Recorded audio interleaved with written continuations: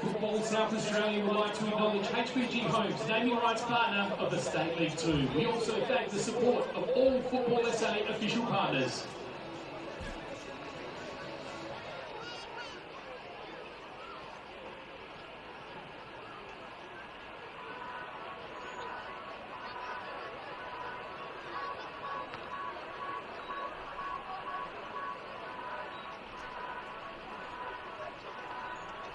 Spectators are reminded tonight that it is a condition of entry to comply with the Spectator Code of Behaviour.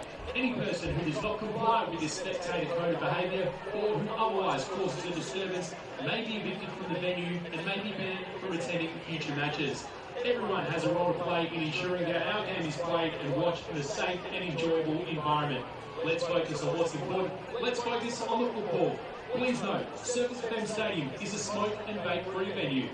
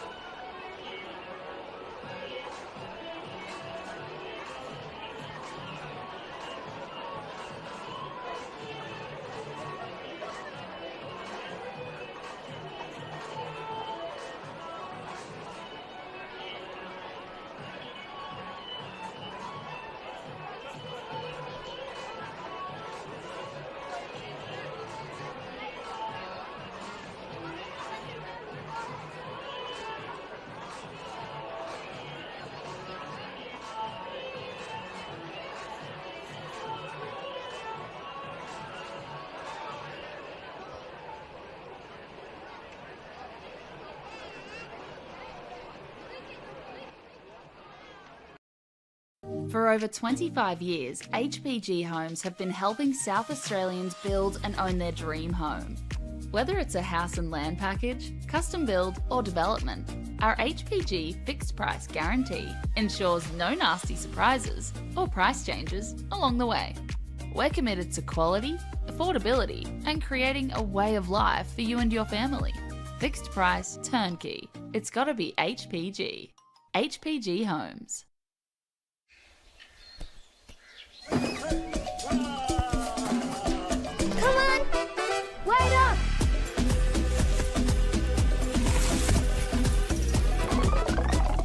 Is everyone ready to play?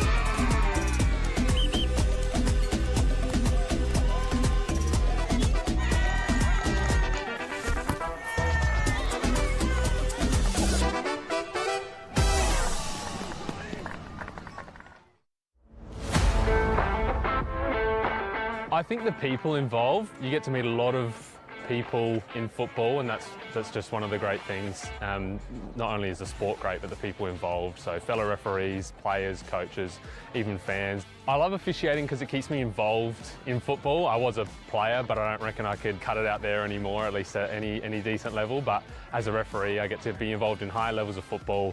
Keeps me involved, keeps me fit, and is great fun. I think I have a moment of this is why I do this every week. It's always good fun to get out there, and there are tough moments, but being resilient and succeeding, even just in the little things throughout a match. I think embracing challenges is such an important skill to learn, and as a referee you surely come across a lot of them, and I certainly have. I reckon give it a go. You will face challenges, but that's a part of it, and I think embracing challenges is such an important skill to learn.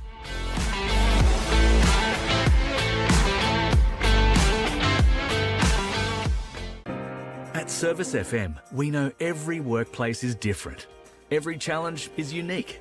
That's why we personalise our services to our customers' different needs across different industries. From medical to mining and manufacturing, hospitality to healthcare, commercial to defence. So when you need to create a better work environment, you need Service FM. Proud partner with Football South Australia. Adelaide wakes up with 5AA, David Penberthy and Will Goodings, Tom Wren for sport, Jade Robran on the scene as it happens, Jess Adamson with the news that matters to Adelaide, Breakfast with David and Will, bringing together the names you trust with everything you need to know to start your day. Always live, always local and only on 5AA, always Adelaide.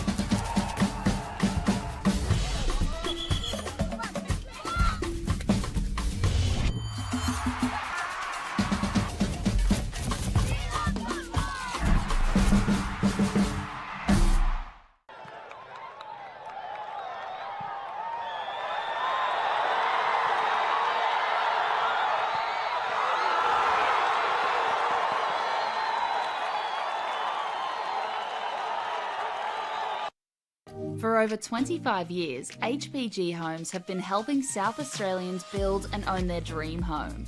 Whether it's a house and land package, custom build or development, our HPG fixed price guarantee ensures no nasty surprises or price changes along the way.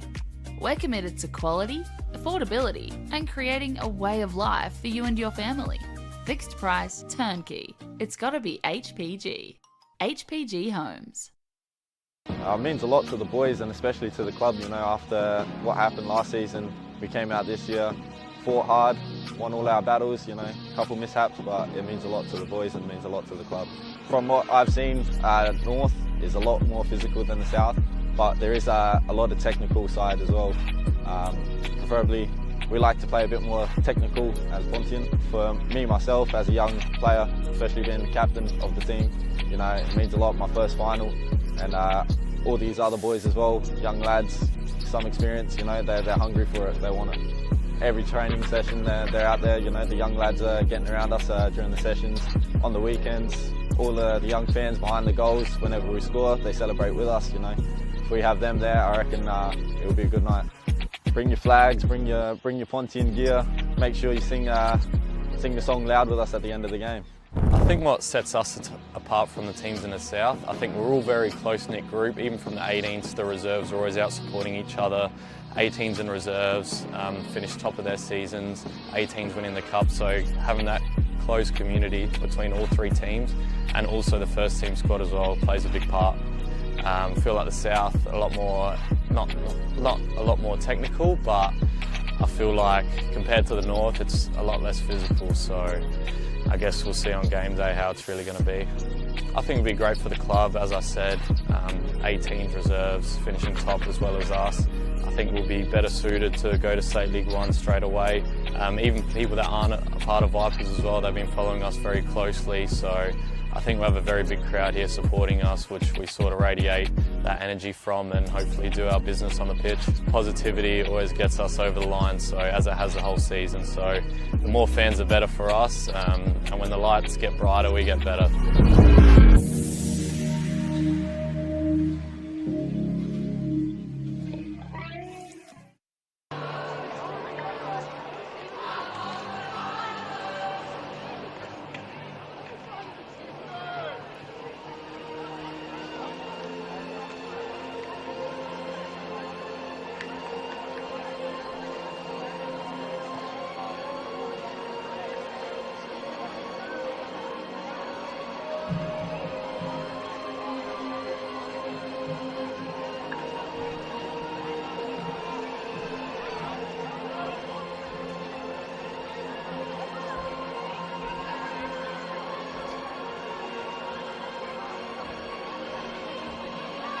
Hello, good evening and welcome to Service FM Stadium here in Adelaide's North for this HPG Homes State League 2 final between Pontian Eagles and Vipers FC. State League 2 season entering its final chapter tonight. The winners of the two geographically regional divisions, North and South, meet in a once-off championship decider to determine who will win promotion at the first attempt to State League 1 for 2027. For the loser, there is some solace. They're not out. They have a second chance starting in a fortnight. This final game tonight is the culmination of a campaign that started in the North on Friday the 13th of March at Dauncey Reserve. Elizabeth Grove 2-1 winners in that one to Port Lyme. Lachlan Pullen and Hamza Zahid the scorers for Grove. Matthew Tushevitz scoring for Port Adelaide. And that same night in the South, the 2026 season also kicked off with Adelaide Uni facing Federation newcomers Linton FC 5-1 at home, and Mount Barker drawn 0-0 at the Summit with Wollonga United. The two league winners though, Vipers FC from the south and Pontian Eagles from the north, now play each other in the final. I'm David Grant, I've always been that and I'll always will be that, and I'm your lead commentator for tonight's match, which, because a winner is mandatorily required, may extend to extra time and penalty kicks if scores are level after 90 minutes of association football here. I'm not alone though. A game of this significance, consequence and tectonic magnitude deserves far greater than I alone can offer, and I'm accompanied in commentary here by State League 1 player Daniel Pauly, and on the boundary Alessio Carocci. Daniel, first of all, how are you? I'm excellent, mate. You certainly are David Grant, aren't you, mate? And why would you want to be anyone else? Yes. And Alessio on the boundary, how are you this evening? Yeah, I'm good, David. Very loud down here. I can barely hear you guys, but yeah, excited for some good action. Well, we'll just have a little bit of a chat here before I take you through the lineups. The results and form coming into this, Pontian Eagles, well, they had an extraordinary start in 2026, didn't lose a game until they went 2-1 down at home to Elizabeth Downs in round 14. They were 1-0 up through George Kitsidianis in that game, but conceded twice in the second half. Sam Watson scoring both goals for Downs in that one. And their run, this is Pontian Eagles, included a 9-1 win over Port Adelaide in round 8. They played 18, won 13, scored 51 goals, the second most in the league, to third placed Modbury Vista, who had 64. Coming into this, 3 losses in the last 3 games for Pontian. Daniel, this includes a 1-0 loss to struggling Angle Vale at the time before Pontian had sealed the minor premiership. We'll just pause for a minute because the national anthem's coming on. Sorry about that.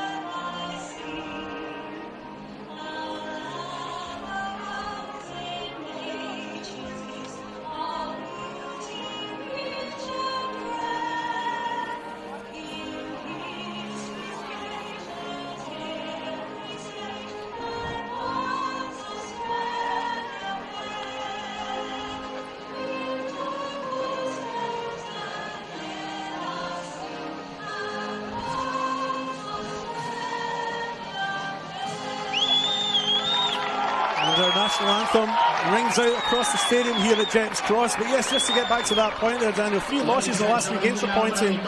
Can we read anything into their wobbly end of the season? Personally, I wouldn't read into it too much, David. I think, a final is a completely different game from a league game. Form goes out the window a little bit. It's all about who shows up on the day. I believe Pontians were pretty close to being promoted before they had that run of losses, and especially the last game of the season where they had nothing to play for. So a final, it just comes down to who wants it more, who's prepared to dig deep, or dig even the deepest, I should say, and make the most of their chances. And I recall playing in this final last year, and we had won in 3 games. We had 3 draws on the bounce, and I think it really just comes down to who wants it more on the day.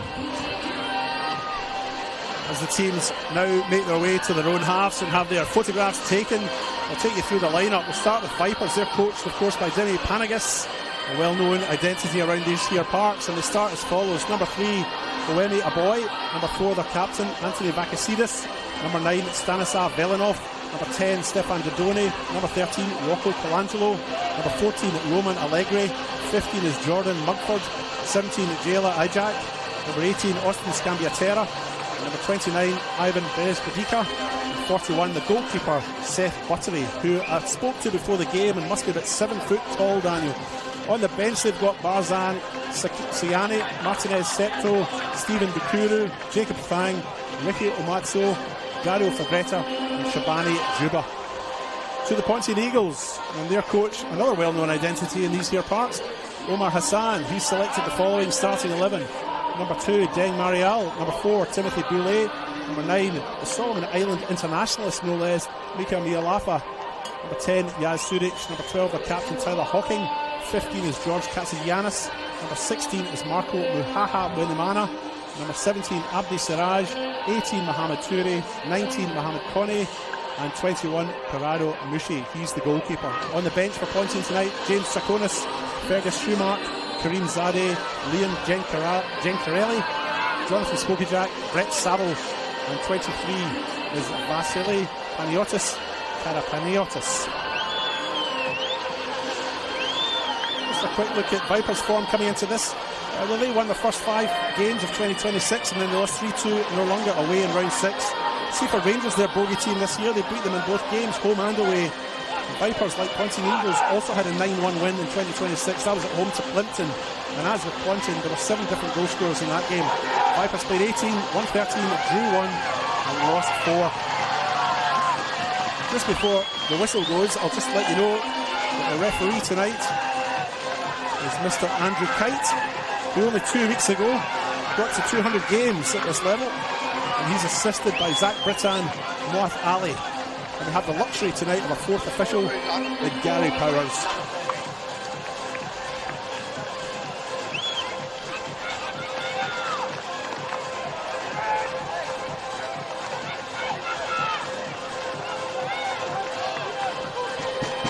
Both teams now set up. Hard to tell what the formations will be at this point in time, but Pontian do look like they've got 4 at the back, holding midfielder and the 3 and 1 up front. And as the game progresses, the lineup and formation will become more apparent. Vipers look like they'll have 3, 2 and maybe 2 up front, 3 in midfield. Vipers are playing in the predominantly black kit, shooting to the goal at your left of screen. Pontian Eagles in the all yellow, shooting to the goal at the right of screen. And we are underway here at Service FM.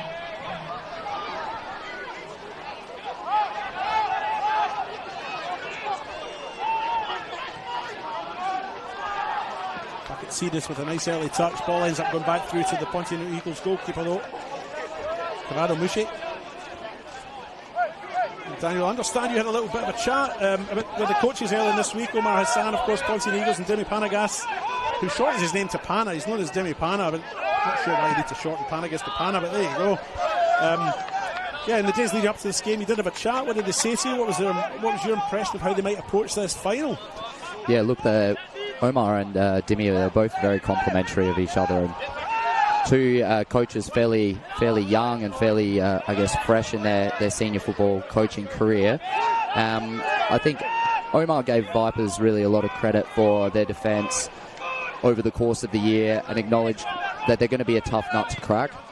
And Dimi was conscious of, I guess, Pontian's individual brilliance going forward and how dangerous they can be. So, look, it could go either way. It could be a really tightly contested game where, you know, it could go to extra time. We might not see too many goals, but I expect Vipers to allow Pontians to have a little bit more of the ball, sit deeper, stay defensively solid and hit on the counter-attack, whereas I think Pontians will have the ball, they'll drive forward, but they'll be really dangerous in transition moments as well. Could go either way. I think the best thing for the game would be an early Pontians goal because it will really open things up, but let's see. That free kick is taken into the middle. It goes. Taken by Seth Butcher, the goalkeeper for Vipers. That'll do his confidence a bit of good. And he puts clear. Deng Marial now straight up the middle. Finds Mohamed Toure, a cousin of the other Mohamed Toure, who is well known in these parts as well, obviously, just back from a World Cup and about to start a campaign in Europe. And a great start as well in his first game. I think he got a goal and assist in the first 10-15 minutes of his new season. So Carabao Cup. Indeed. Yeah. Phenomenal start to life at Norwich. Here come Pontian now in that far side. Cross into the middle. Target was George Katsagiannis. They didn't get to him though. And Vipers clear their lines through Rocco Colangelo.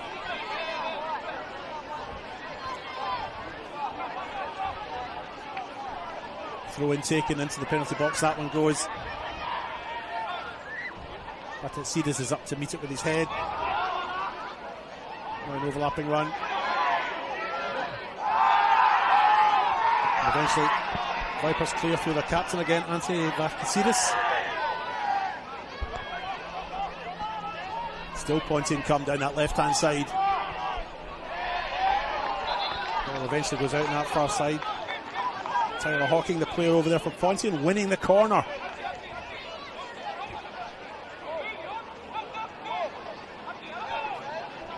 Had a great season from all accounts this year, Hawking. 20 years old and captain of a senior football club. Speaks volumes on his leadership at that age. Absolutely. Can't remember what I was doing at 20, but it was nothing like this. Pontian corner, 4 minutes gone. Here it comes into that 6-yard box. It's met.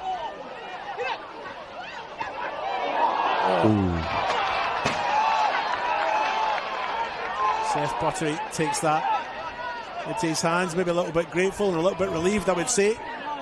I would say so. Vipers under the pump early on. Roman Allegri plays it up the park now. Here's Ivan Rejbadrika. Allegri back to his goalkeeper, Seth Buttery now.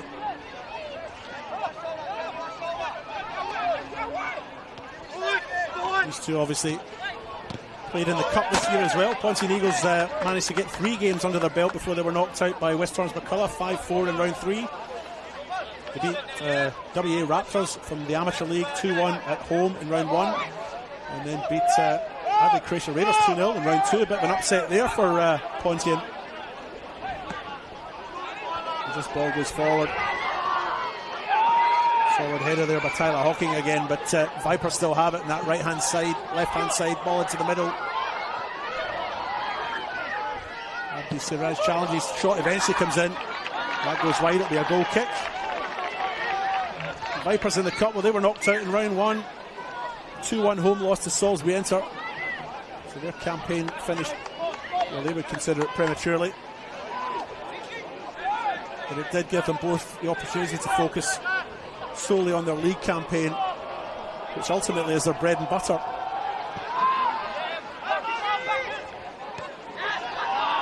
Solid headed win there by Vakasidis again. Now it's a boy who chips forward. Met by Marial, and now Pontian have it on the far side. There's Mika Lealafa. Well defending. Lealafa again, he's in the box here. Goes to ground. Half-hearted appeal there for something, but it's waved away by the referee Andrew Kite. Ball goes out. Throw in for Pontian on the far side. Yeah, no foul for me. Perfectly timed challenge. Here comes that throw in, down the line they go. Lealafa the target again. Ball pops up into the air. Velinov the player underneath it for Vipers, he heads clear. And they come. A long ball, really hopeful more than anything else. Cleared by Timothy Boulay, and it's Vipers throw on the far side.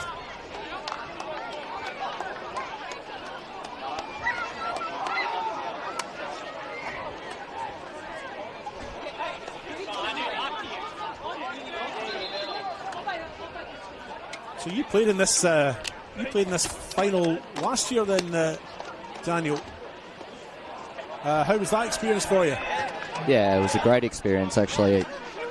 Such a phenomenal facility we've got here at Service FM Stadium.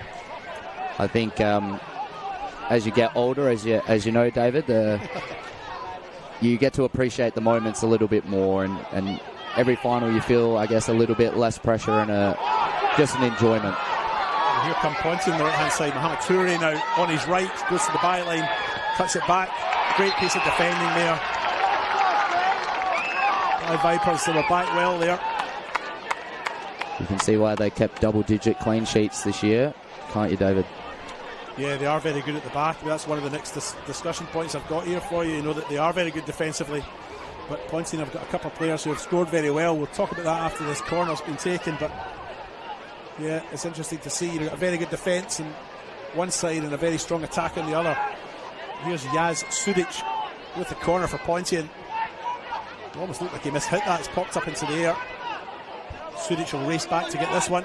Goes out, but they do have the throw. What is an unstoppable force and a immovable object? Going all physics on me. I'm not bright enough to understand that sort of stuff, Daniel. Neither am I, mate. I just say it.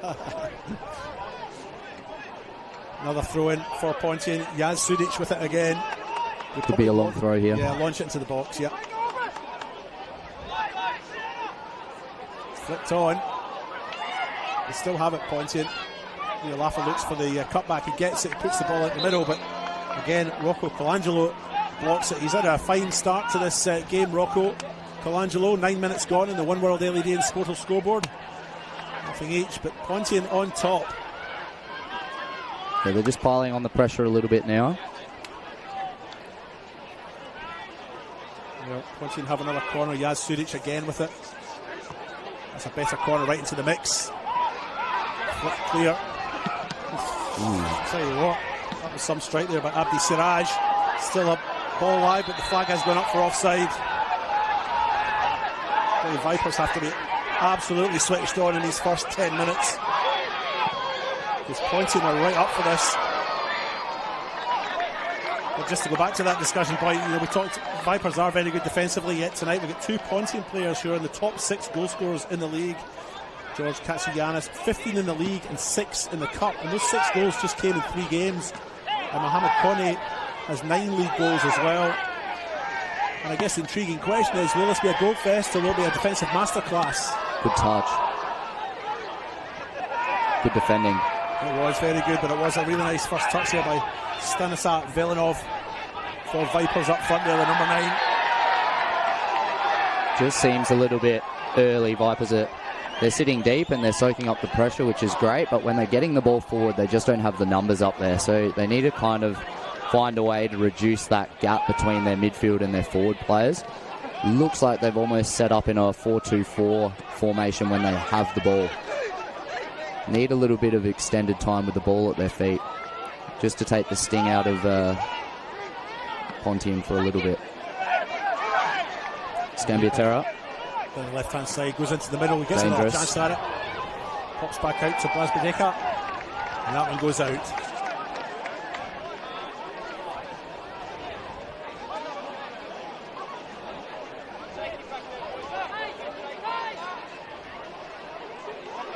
These two, of course, the two relegated sides from State League 1 at the end of last year. Vipers finishing 11th, Pontian Eagles finished 12th last year. South Adelaide escaping by the narrowest of margins, goal difference, to maintain their State League 1 status. Of course, that's all come undone this year. South Adelaide, one of the relegated sides from State League 1. But these two are the two relegated sides from last year, both of them aiming for a return back to the second tier here in South Australia. Vipers relegation came down to the last game of the season, lost 4-1 away to 8th placed Adelaide Olympic in the last round. South Adelaide, who'd started the day in a relegation spot, beat Pontian Eagles 3-1 to save themselves from the ignominy of relegation. I remember watching that game, actually. South Adelaide pulling themselves out of the fire and when it mattered, really. But I will say this, getting relegated and getting put into what is a combined league of 20 to then be the two teams that are fighting it out shows a lot of, I guess, quality from the coaching staff to get the right players in. A lot of faith from the club and all the players as well. So it's a free hit today. They've all got a second chance if they fall short. As this one goes out, we might cut down to the boundary in a minute to our reporter down there near the dugouts, Alessio Carocci, if he can find his microphone and turn off the mute button. Alessio, how are things down there? Yeah, it's very tense down here. I mean, I think the opening forays have been in the favour of Pontian. You can tell that with some of the rushed clearances and passes out the back from Vipers, but I think over the last couple of minutes they've finally settled into this game and started playing their football. But yeah, as you both said, it's fantastic effort for both of these teams to mix relegation last year to be back on the cusp of State League 1 football this year. It's one of the hardest leagues to get out of, so when you get relegated you don't want to stay here for too long. Absolutely, thank you for that, Alessio. We'll cut down to you every so often through this first half. As Stanislav Velinov picks the ball up here for Vipers. Maybe just over the last couple of minutes they've found their feet and maybe their confidence. And that attack breaks down, of course. Commentators curse that, isn't it? That one just beyond the reach of Deng Marial. He'll chase it back. Good tracking though from Ivan Bresbadika. Still Pontian have it deep inside their own half. 14 minutes gone here.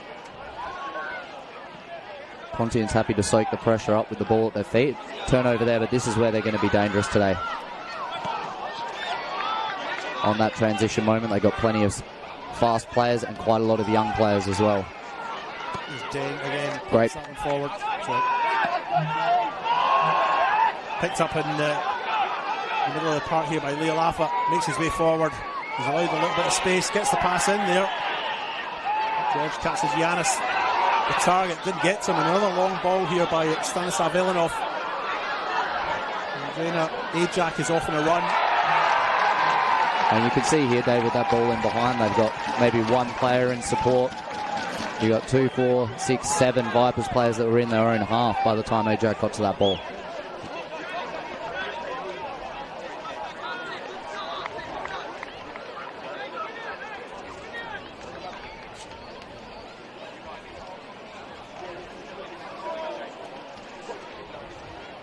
Throw in on that far side for Vipers here into the 15th minute. Appeals for a foul throw there, I think, as this cross comes into the middle. Underneath it and safe as houses. Kwarimushi takes that one down.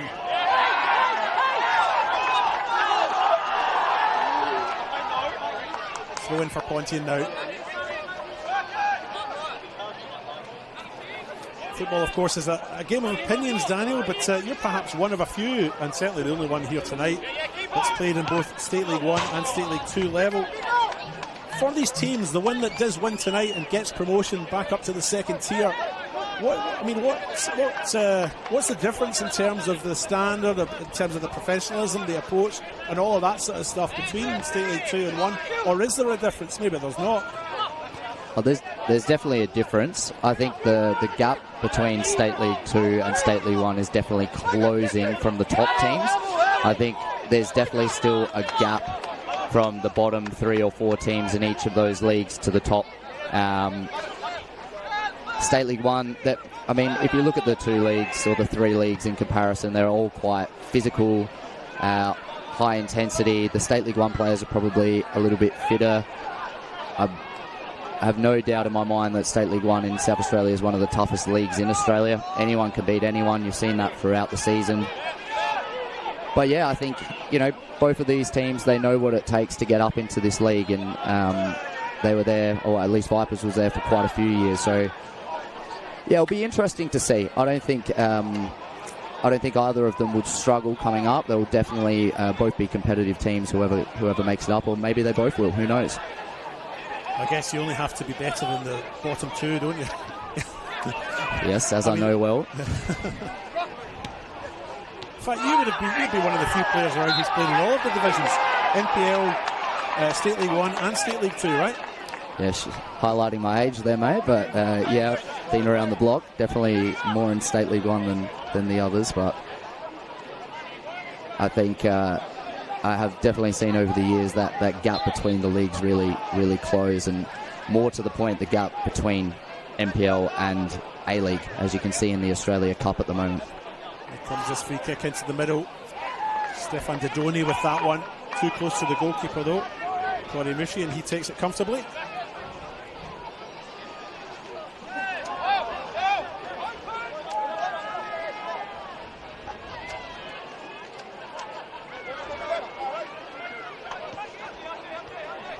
Now Vipers build up and left. Rocco Colangelo goes back to Roman Allegri, and Allegri goes long and wide and out and wasted, really. Yeah, Pontian seems to just be setting up the pressing trap, waiting for that ball to go to the fullback and then forcing the press. Not taking unnecessary risks, keeping themselves solid in the midfield while they press. Interesting to see what the referee Andrew Kite does here, because that was a fairly full-on challenge from behind. And there's a quiet word if Timothy Boulay decides to let that one go, but I think if he does it again, he'll name him go in the book. And Jayla Ajak pulls himself back up into his feet and jogs off. Back underway, Stefan Didoni with the free kick. He goes back to Allegri.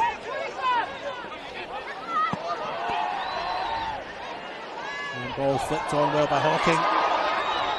Vipers on the prowl here. Not a bad idea with that cut back.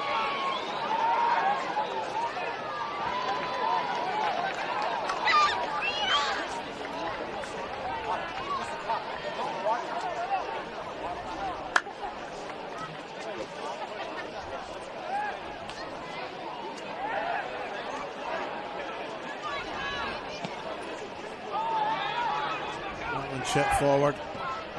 Back at Ceres, who's had a splendid start really to this match, although the reason he's been so prominent is because points have been so forthcoming. But a solid start by the big number 4 at the back for Vipers. Yeah, and head coach Jimmy Panna was full of praise from Ferdic Ceres before the game today. Said he's been absolutely outstanding and an absolute rock for the team. Also have one of their, I believe his centre-back partner, Stav Bakapanos, who is a co-captain of the team, who's out today. A big loss for them. Player with a lot of experience, but at the same time, speaking to Jimmy, he said, it's one of those things where if they do lose, they've got more games to play. So it's not a be-all and end-all game, and they have to be prepared for that too. There's Dooley in the corner. Chips that one out. The basket goes out behind the goal there. And it will be a goal kick for for Pontian Eagles. They were established in 1992. They first appear in the fixture list for the South Australian Amateur Soccer League. Sassel Div 4 in 1993, and their first ground was at Ridley Grove Primary School, which is now Woodville Gardens School. They managed to find their first fixture. It was a Sassel Cup prelim round. Pontian Eagles won that one 4-2 over Salisbury District. And their first league match was a Sassel round 1 game on the 28th of March 1993 against Budapest Adelaide. Pontian Eagles won that one 2-0 and finished 7th in the league of 10 in that 1993 season.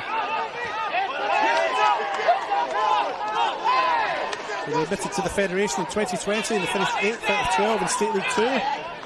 They won the league in 2024 and promoted to State League 1 for 2025. And as we mentioned before, finished rock bottom of State League 1 in 2025 and went straight back down to State League 2. Good pass. And here come Vipers now on that right hand side. It goes back to the goalkeeper. Vipers just starting to settle on the ball a little bit, David. They're feeling a little bit more comfortable and confident. There's only half chance now. And I think we mentioned that before. I felt about maybe 5 minutes ago or so, Vipers just sort of settled in a little bit. And, gets a yellow card for that one. And as we thought, maybe the next one would be the one that goes into the book. I didn't think it would go that way though. I thought you might have let go one goal each way. Yeah, I think that they can feel a little bit hard done by there, given the foul he just let go from Pontians a few minutes before.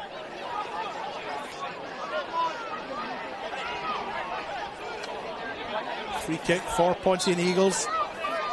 Glenn Marial with it. He goes long. He's launched that one into the night sky. It goes to the back post. Hawkins underneath it. Judged to be offside though. Now the official on this near side, Moath Ali.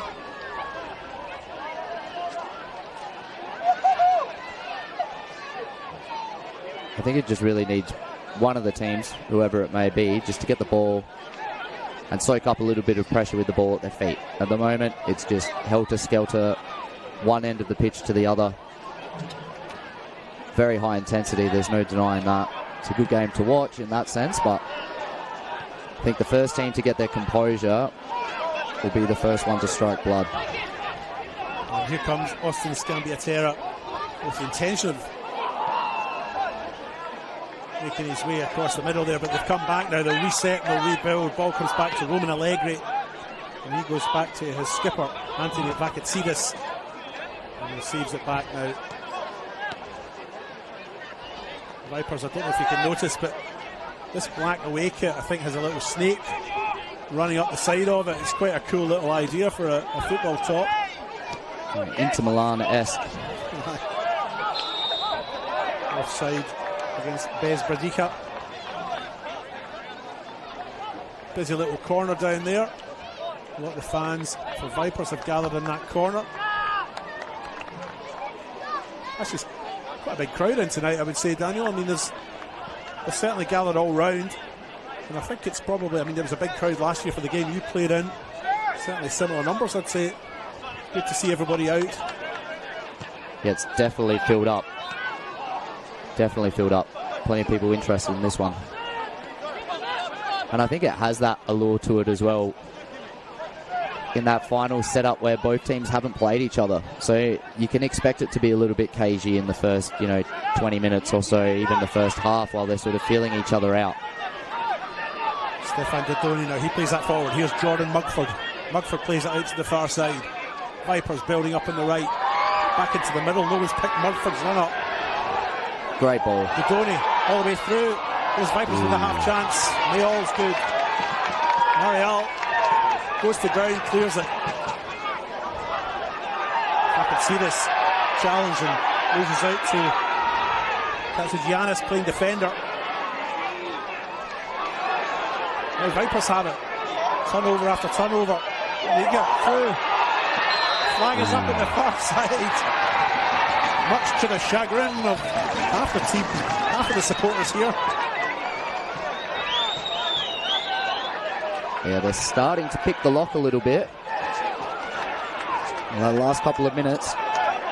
First was a wonderful ball by Didone, who's received a lot of praise this year. A player who's very well considered to be prepared to play, or at the level to play much higher. So it'll be interesting to see how he can play to unlock the Pontian Eagles defence today, or if he can. Now Vipers have it. Concede the throw in though on the far side. This will be taken by Tyler Hawking.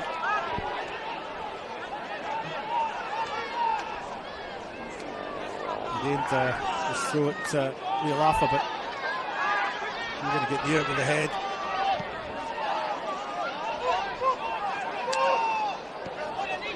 Now they come over to the right hand side, Mohamed Toure.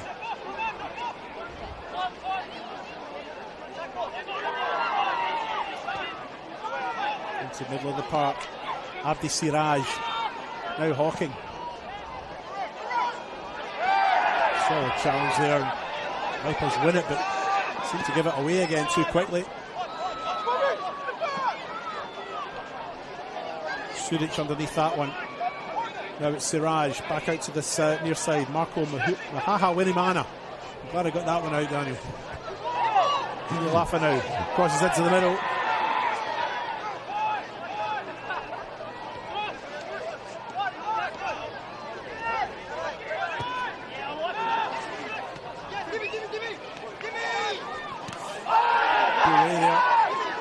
He'll win this one back, launches it forward. Interesting that Vipers have really just got Ajak up front. He's almost like a lone striker, a single target. We'll talk about that in a minute here, Daniel. He's picked the ball up, back into the middle it goes. He's done well. Reverse ball's on. It's going to be a terror. He's done well. Still Vipers have it. Velinov on that far side. He's somehow still got the ball. Oh, a solid challenge there by Marial. An appeal there for penalty, but not given. And it'll be a corner. Yes, Ajak, sole striker really. Just the one target up front for Vipers. They're just sort of relying on him, chasing it, and they put the ball up high. He's the one that they're aiming for, but of course they can't flick it onto anyone because there's no one running off. Yeah, it really comes down to how good your hold-up play is and how good the players around you, or how quick they are to get around you quickly. Because if there's a delay there, you just get crowded out by the opposition defence. Corner taken, and it goes too close to the, well, it's close to the goalkeeper, but it's side netting. It's disappointing. Yeah, that's poor at this level and a game of this magnitude to put a corner straight into the side netting, but I bet he doesn't do it again.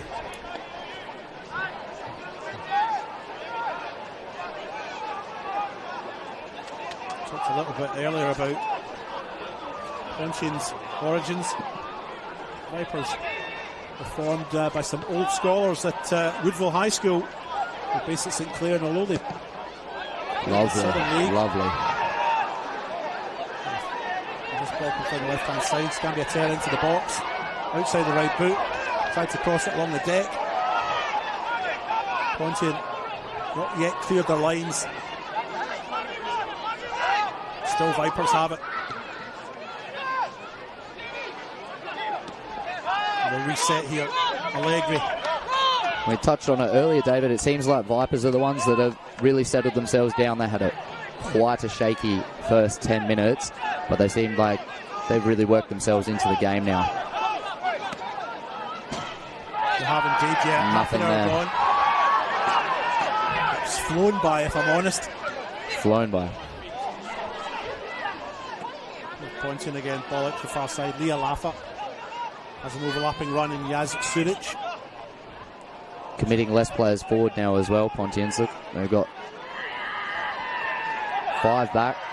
Something Omar has commented on, that, you know, they'll commit players forward, but they have Omar, Pontian's coach, that is, but they'll always conscious of their rest defence. Half an hour gone in the One World LED and Sportal scoreboard. We'll cut down to Alessio Carocci at the sidelines very soon, but yes, no goals yet here. You are watching the HPG Homes State League 2 Championship Winners Playoff. Alessio, how are things down on the bench? Yeah, just at the minute, both coaches again yelling instructions to their team. Dimi Pano is asking, just as that attack went down on the far side, for his players to be a bit smarter, put their bodies in better positions instead of showing too much of the ball to the opponent. He's had a good few chats here with the fourth official, Gary Powers, and some of the decisions, but I think he's happy with the way his team has gotten back into this first half as of yet. George Katsianis now on the far side. Oh, that's a big tackle, that one, and a free kick. And you would think maybe a booking. Don't think there can be too many complaints about that. And Oyemi, a boy, the player who receives a yellow, the second yellow of the night. He joins Ivan Bezbazika and the referee Andrew Kite's list of naughty players. Yeah, it's a pretty clear yellow card. Can't have too much complaints about that one, I wouldn't think.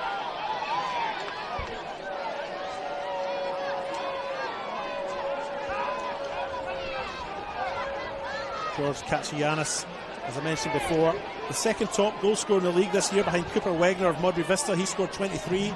Katsianis with 15 in the league. Benjamin Trotter, Modbury Vista, he got 14. Sam Watson of Elizabeth Downs with 12. Then Stianti Lapore of Northern Demons with 11. And Mohamed Corey was 6 on that list of goal scorers in the home and away season on 9. So obviously Katsianis maybe with a bit of a target on his back, or his legs should I say, because he'd be a real threat for Vipers as he comes forward. Yeah, it seemed like a bit of a needless foul to me. He's kind of running away from the goal. I've known George for quite a few years. I think he'd be the first one to admit that pace probably isn't his biggest strength, but a solid hold-up play, and he knows how to put the ball in the back of the net. Looks like Yaz Sudic here around the ball. Takes it with his right, headed straight towards the goal. 3 Pontian players rush the goalkeeper there, Seth Buttery, but he takes it well, goes to ground bravely and wins the ball. I understand that Pontian and Vipers juniors all trained at the stadium here tonight, and then accompanied their teams out onto the field this evening. So big night for the kids. Oh, it's a great night. Finals football's here, Daniel. Oh, don't you love it, mate? Don't you love it? Yeah. I'll miss it when it all finishes, of course, but no, this is a very special time of the year. It's like Christmas, only better, isn't it? Yeah, because your present at finals is me, mate. What are you going to get in December? Oh, I don't know. But when I got here and opened the box and you popped out, I was absolutely over the moon. Oh, mate. Better love story than Twilight. That's it. Oh, they've lost it out here. Timothy Boulay just... Bit heavy. Yeah. And he goes all the way back to the goalkeeper, Corey Mushi. Yeah, the ball travels deceptively quickly on this pitch. That's something I learnt last year. I mean, it was, when we played last year, it was already quite damp from the night before, and I recall them putting the sprinklers on before the game and came in at half-time and my boots were absolutely soaked. So I'm not sure if they did that before the game today, but the ball is kicking up a little bit. Well, it is something I look out for, and normally when they've done it to excess, you can see the ball maybe spinning up a little bit of water. I can't see that tonight, but they do like to put a little bit of water down in the park, don't they?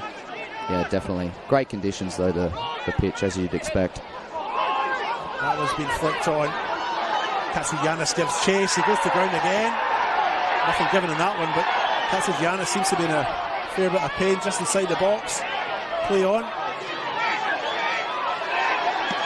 Now Stefan Didoni can't get the ball away. And Hawking you would think put this out.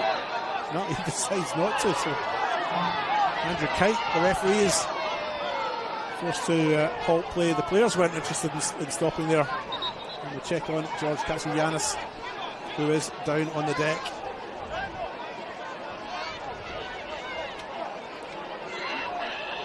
Since their first meeting in 2020, these two teams have played each other just 6 times. Tonight's only their 7th competitive meeting. Vipers with 3 wins in that time. There's been 2 draws, and Pontian with just the 1 win. That win came in 2025 in round 18. It's a 3-1 victory for Pontian over Vipers in that one. In the first meeting in 2021, Vipers won the game 7-6 at St Clair Oval. Referee Rosario Ayachibini. How do you pronounce that? I know the guy, but I get his name wrong every time, and I apologise for that. Rosario. I just call him Ross. There you go. Referee Ross Iacobini. Ross the boss. He was the referee that night. He'd have had a pain in his hand from writing all the goal scorers in that one. 7-6 it finished in that game. They met again in round 19 of 2021. That was a 1-1 draw. Much more civilised scoreline, that one, for soccer. 7-6, where was that game at? Was that Wimbledon or? Twickenham. Yeah, no, I was at St Clair Oval. I did mention before, I was going to tell you a little bit about Vipers history. They were established in 2006 by ex-pupils, ex-scholars of Woodville High School. The club is based at St Clair Ovals, located adjacent to the school.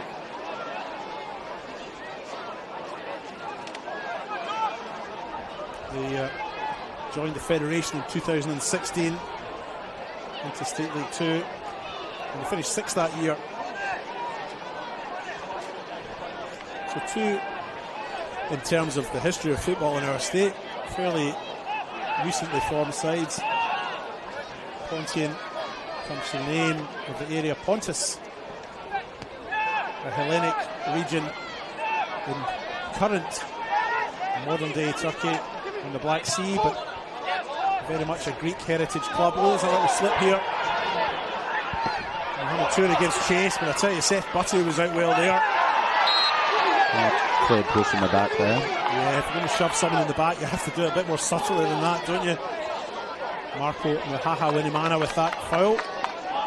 Vipers with the free kick, 37 minutes gone. Remember, it's extra time and penalties if this can't be resolved in the 90, Daniel. It could be in for a long night. It could be. We could be. It's kind of looking that way, isn't it? It does, but very often what happens is you'll get a goal and all of a sudden the complexion of the game changes. You know, it's a much more open and... I can't say this hasn't been an open game, though that would be unfair of me, but you know, it can change the complexion of the game.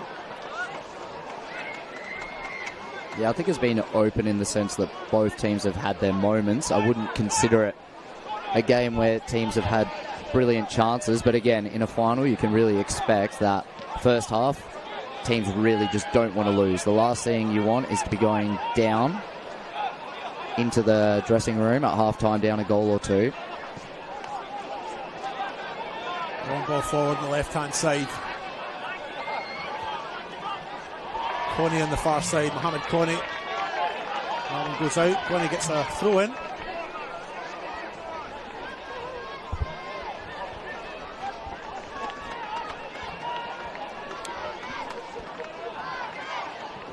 Hawking to take the throw in on the far side. Pontian Eagles in the attack. His throw comes into the penalty box. It's flicked on, but there's no takers there.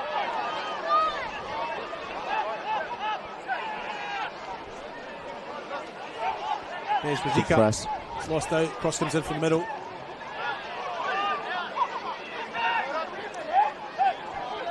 Risky ball, that one. It was indeed. If Mugford didn't get a touch on that with his head, could have been very open. Oh. And a little bit of coming together there on that far side. Mohamed Coney in a bit of a pushing match. Well, they're definitely both having a crack, not shy to throw in a challenge.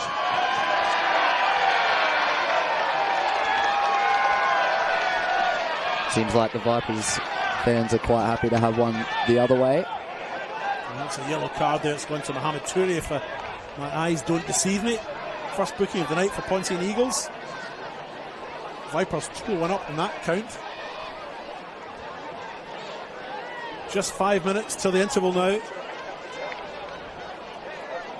0-0 on the One World LED and Sportal scoreboard for all your indoor and outdoor LED display solutions, folks.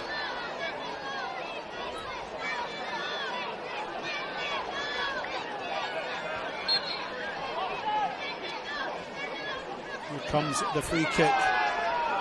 Buttery goes long. Uncontested header there. Now Pontian have it in this near side. 5-on-5 on the break. Coney feeds it out to the wing, but the attack loses Momentum. Here's Jaden. Doesn't get there first. That's a solid run there. And challenged by Timothy Boulay. Throw in for Vipers. Will be taken by Rocco Colangelo. There's Colangelo again. Finds Allegri. Seth Buttery. As I mentioned before, did have a chat with Seth Buttery before the game started. He must be about 8 foot tall, Daniel. Can't relate. What is? Yeah, you're all metric and I'm all imperial. 3 meters? No, not quite. Here's Ajak with the ball now for Vipers. He's done very well. He has. He's cut it back there for Bezbadeka. Nice piece of running off the ball. Velinov with it now. Goes down to the corner. Oh, he just showed a little bit too much of it. To Mahaha Winimana. Plenty of physical battles all across the pitch, isn't there?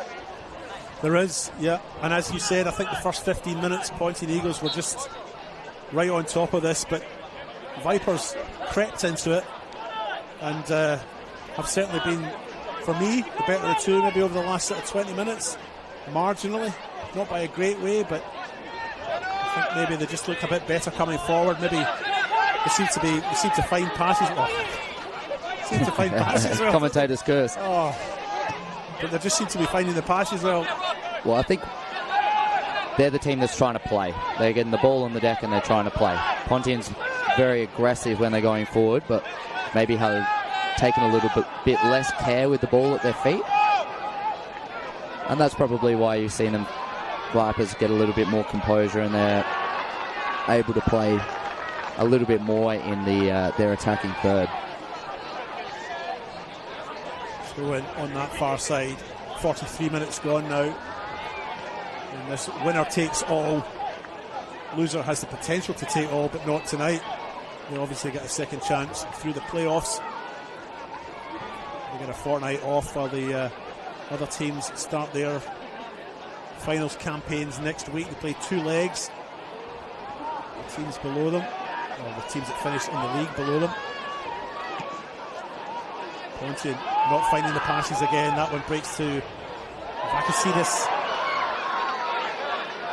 Yeah, it's a real interesting one, playing what feels like a be-all and end-all final at the time.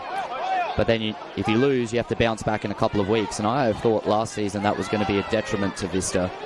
But I'm pretty sure from memory they came out and scored 4 goals in the first 10-15 minutes in the next game. Made it back to the final and then fell short again, unfortunately for them. There's a sense maybe of injustice for some at Vista's fortunes last year. Won the league and still didn't get promoted, but if we have a finals format of football, then you have to win those games. They're the ones that ultimately count. You know, you get to the finals and then you have to do the winning then. So Vista falling agonisingly short on 2 occasions, really. Yeah, it's a brutal format, that's for sure. You really don't want to go up and come back down at any point because it's only getting harder to get themselves back up. But like I said, they both found their way back today. And I think you can't really complain, especially from last season with Atletico and how well they've done this year, coming up.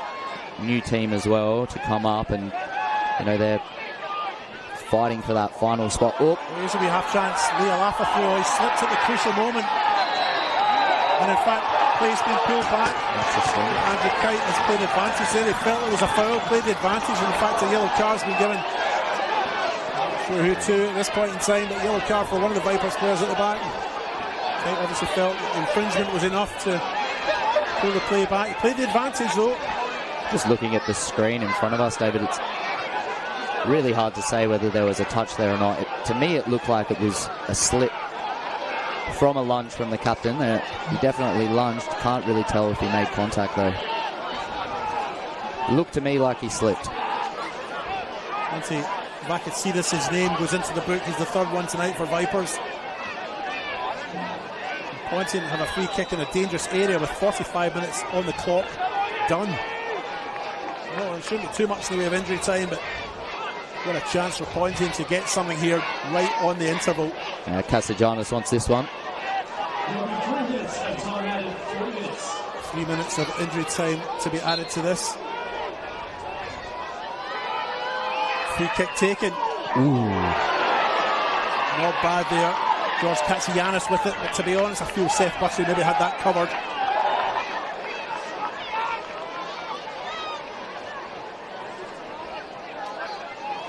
You never know when the ball bounces just before the goalkeeper. It's a really difficult one to deal with.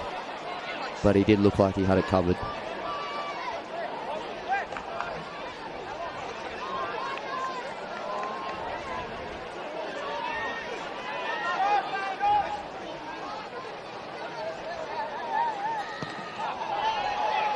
He takes that kick, he slips as he does it. Maybe a bit of an indication of the moisture in the ground, but the ball has gone out on that far side. Tyler Hawking will take this throw in to take his back underway, or get his back underway.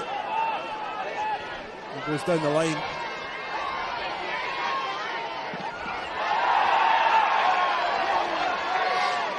Big crowd over there, isn't there? You can hear them through the effects, Mike. Enjoying their Friday night football here at Service FM. Gives that extra bit of oomph to the players as well. It does, yeah. There's definitely not been a lack of vigour from either side. Just starting the third minute of 3 minutes of additional time for this first half. Will there be some late drama? Pace of the game's just dropped a little bit, hasn't it, since that free kick? Yeah, I think both teams are pretty content just to see out the half.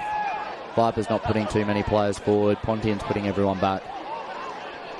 They just want to get into the locker rooms, have their team chat and see how they bounce back or react to, I guess, what the coaches have to say.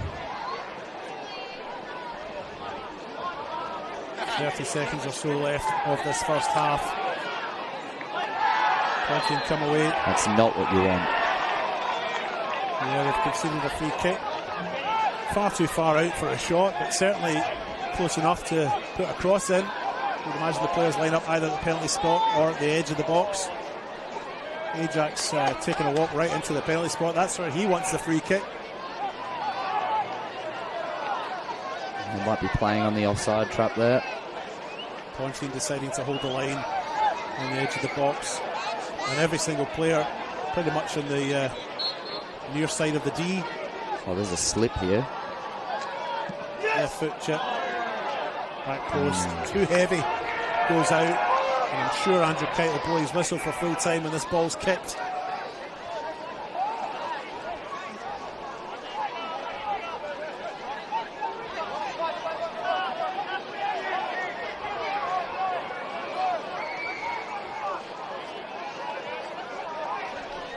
Corrado Mushi will take the goal kick. Goes long, met uncontested in the middle by Stefan Dodoni. And with that, referee Andrew Kite does blow his whistle for the conclusion of the first half. Daniel, your thoughts? Well, you can take a breath now, can't you, David? It was a very intense half. Both teams had their moments. I would say that Vipers got slightly the better of the half, if I had to say. But I think it's everything to play for, and it really comes down to two things. Now, what is the team talk, what is the instructions from the coach, and how do the players come out and put that into play? So it's going to be a very interesting half, everything to play for. Interesting that the Pontian Eagles have gathered together there before they all went to the locker rooms, as you called it, together. Cut down to Alessio Carocci for maybe just a couple of words before they have a little break for half-time. Alessio, any words of wisdom from you down there? Yeah, I mean, I mimic the same thoughts that you and Daniel have said most of this half. Vipers are the team that look like they want to play, but as you can tell, the pace and power up front of Pontian will just need one chance, like a free kick just like that before, or some of these long throws. Everything to play for in the second half, but I believe both sides have now got used to this pitch, and we'll just see an even more highly intense, highly pressured second half. interesting statistic just displayed on your screens there, folks. No shots on target from either side, and I think, you know, we probably felt that the game had been a little bit like that in terms of neither goalkeeper being thoroughly threatened. Just a reminder, the Apex Steel WNPLSA finals are on this week. Saturday the 15th of August, Salisbury Inter hosting West Torrens McCull. I say hosting, the games are all here at Service FM, and that'll be followed by the second of those finals tomorrow. Check your local guides. Please come down and watch and support local football if you can. If you can't, it is on the FSA League's YouTube channel, but it would be great to have you here. Make it a big day out. Why not? Why not? Absolutely. I think we'll have a little 15-minute break. We'll go get a bovril and a mutton pie. I'll treat you to that. How's that sound, Daniel? I want you to serenade me with some bagpipes. We'll be back for the second half after this short break.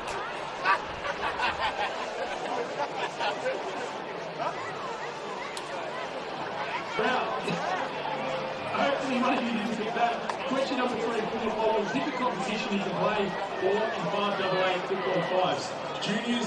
Welcome back to Service FM Stadium for the second half of this HPG Homes State League 2 Winners Championship playoff between Pontian Eagles and Vipers FC. I'm your host, David Grant. We're taking you through the next 45 minutes of football to 90 and possibly beyond if extra time and penalties are required. I'm joined in the commentary suite here by Daniel Pauly of Eastern United. Daniel, did you enjoy your half-time break? I enjoyed the half-time break, yep. It was nice to just take a breath, reflect on the game. Actually bumped into a few of the Eastern United boys who are enjoying, I think, not having to play a stressful game today. I did suggest to them that was there anyone else I could have alongside me, but Daniel Pauly was the only available person. I'm not sure how you felt about that, but anyway, Vipers have made a substitution. Martinez Septo has just come on. I'm not sure who he's replaced. Maybe Alessio Carocci down in the sidelines will be able to help us with that in a minute. But a substitution, a change for Vipers right back there. Martinez Septo coming on. We're back underway. Referee Andrew Kite signals the start of this second half, and maybe we will cut down to Alessio and see if he can give us some insight into that half-time substitution.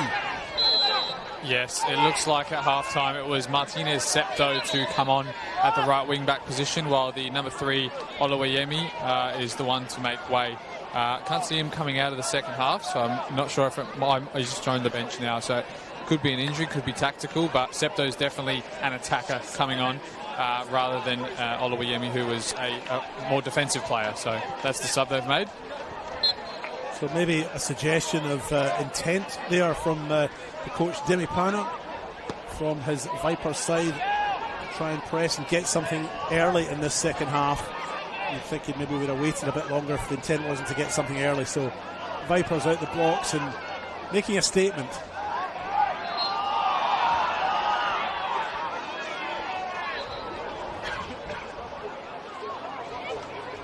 Ladies and gentlemen, a half-time substitution for Vipers FC coming off. Number 3, Yemi Abuya, coming off number 7, Martinez Septo. And the stadium announcer confirms that for us. Free kick on the far side for Pontian.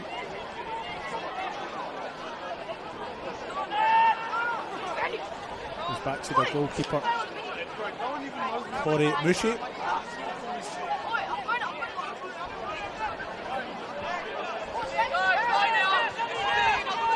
Hawking goes inside. Great pass. Return pass. Still Hawking. Well read and well intercepted there by Vakatsidis. Great tracking back there by Hawking. He's actually got a really tough gig. Left back as a right footer. Never easy. It's a dangerous turnover. The ball was all the way through to the goalkeeper. Mushi, he collects.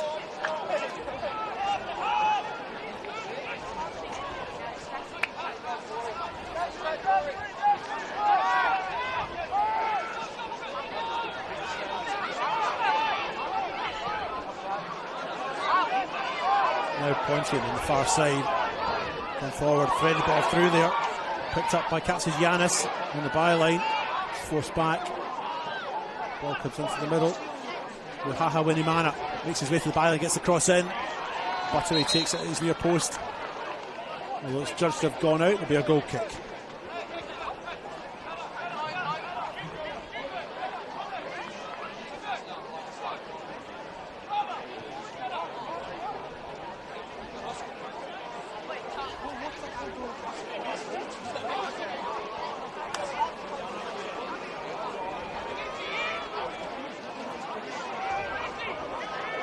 Sign behind the goal there, reading Pontus, our roots or our home or our origin, displayed by the Pontian Eagles Ultras, I guess they are. Yeah, you can definitely call them that. It's the modern day term for what we used to call the casuals. That one goes out the far side. Yeah, there's plenty of die-hard fans for either side out here today, there's no doubt.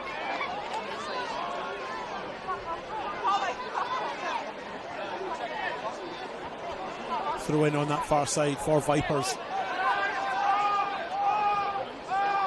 Here's Anthony Vakatsidis.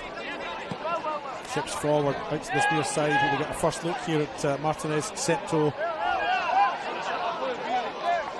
But he's unable to keep it in play. Goes out for a goal kick. Been very impressed with Vakatsidis tonight. Very composed with the ball at his feet. Very good without the ball as well. Made some crucial challenges. Just seems like a very composed footballer. He seems to have a very good partnership at the back with Roman Allegri as well, the number 14. They seem to just be on the same wavelength, don't they? Couldn't agree more. There's Leo Laffa. Can't get through the bunch of Vipers. I'm not sure what the collective noun is for a group of Viper snakes, but maybe it's not a bunch, but anyway, couldn't get through them. The Vipers still have it. The vessel comes off Velinov. Throw in for Pontian. Tyler Hawking with it. Septo gets his head to it. Hawking gets another chance, tries to chip it forward. It's picked up in the middle of the park by Mika Leolaffa. He's trying to thread it through there to the forward line. You can see this reads it well, gets his pass away. Yaz Sudic now plays it across the park. Tim Boulay now will pick this up on the far side for Pontian Eagles.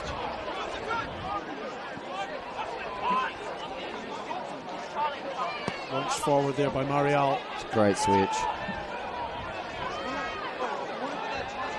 Ruhaha Winimana cuts back. Pontian's come out in the second half with purpose. Yeah, it's a little bit like, it sort of struck me that it's a little bit like how the first half started, didn't it? Pontian Eagles were the better of the two. You know, maybe Vipers just either happy to sit back and just soak up this early pressure, or Pontian coming out the blocks at 100 miles an hour. And then they come again down the right hand side, cross into the middle is good enough. Sorry, not good enough. Met by Vakatsidis and cleared. It's a corner. But yeah, very similar start to how the first half began. Yeah, if I had to take a stab, I'd say that Panna was probably happier of the two coaches coming in at half-time. I don't think Omar would have been too happy with how the rest of that, outside of the first 15 minutes, the game really was panning out for Pontians. So definitely come out with intent. Here comes that corner, edge of the 6-yard box. It's met by Ajak and he clears. But they don't have possession yet. They haven't had it for a prolonged period of time. Only 6 minutes into the second half here. On the One World LED and Sportal scoreboard. It is Vipers 0, Pontian Eagles 0. All to play for here. The winner of this is promoted to State League 1 for 2027. Loser goes into the playoffs for all the teams that finished in second, third and fourth on State League 2 North and South. I just hope, Daniel, you're not going to ask me to explain all of the permutations when you get into finals, but it becomes very confusing, even for a bright guy like me. Mate, even after the Adelaide Olympic and Blue Eagles game we commentated, where you referred to the goal as the stringy net thing, I'm not going to ask you to explain too much, don't worry. Yes. What a moment that was. Iconic. Couldn't find the word for net. That's a tough one. Yes. That's put forward by Stephen Dodoni. Mohamed Kone. Good tracking back. Had a quiet first half, Mohamed Kone, by my reckoning. You know, for a guy who's their second top scorer in the league, he just kept quiet. Tyler Hawking, reads that well, intercepts it, races forward, ventures forth into Vipers half.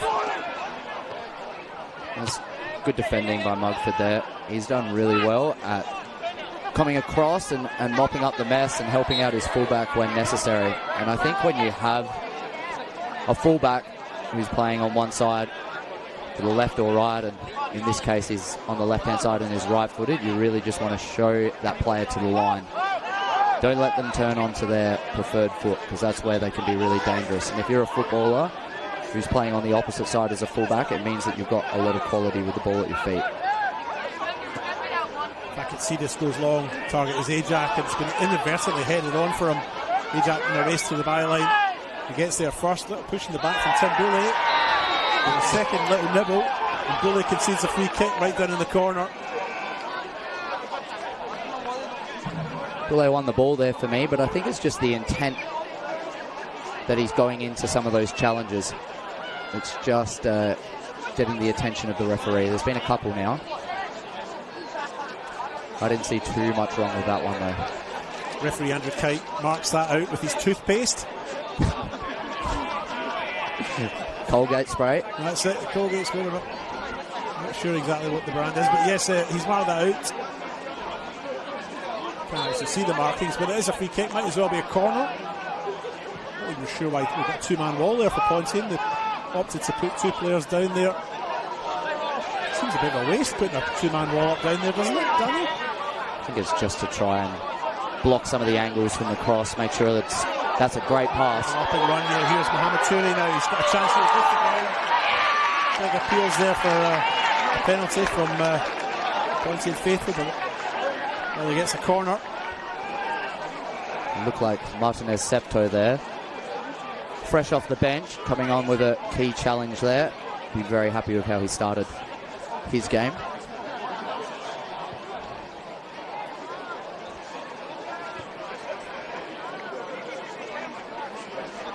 Vipers coach Demi Pana up out off his seat in the technical area to observe this corner as it prepares to come in.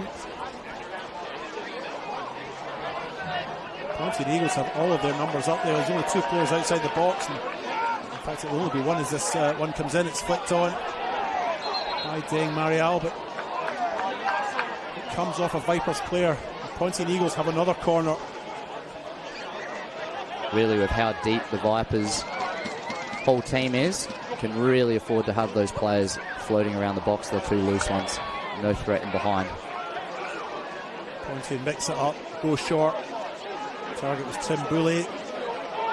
Comes off the Vipers player. They have another one. They go short again. This one's played to Marco Muhaha Winimana.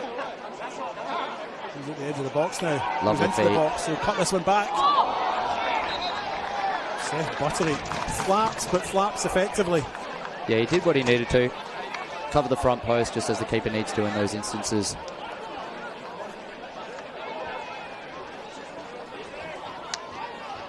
Yaz Sudic makes his way over to take this corner for Pontian Eagles. Got the fourth corner in a row here, I think. I like how they're mixing it up. It's making the Vipers' defence think, and it's creating spaces in behind as well when they play that deeper ball. Cross does come in though. Cleared by Septo. Pontian had so many players press forward that they've retreated all the way back to their goalkeeper.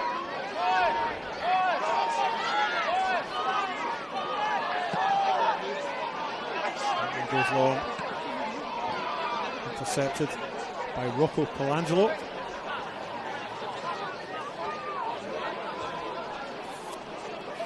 Temperatures just dropped a bit at half time, and there are some youngsters out in their Vipers shirts, but just their shirts. I don't know, they must be pretty thick skinned around St Clair. Yeah, there's a few characters out there, mate. They like to, just wear the T-shirt when the boys are playing, really feel like they're involved, right? I've got 3 jumpers and 2 jackets on. Yeah, it's not warm. Thrown in the far side for the Pontians. It's a wasted throw, really. It's gone straight to an opponent who's played it comfortably. They contrive to lose it though again. Vipers caught in the back foot again. Ball comes into the middle.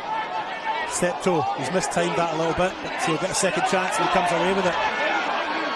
Beat Toure there. Septo on the run. He fancies a race, but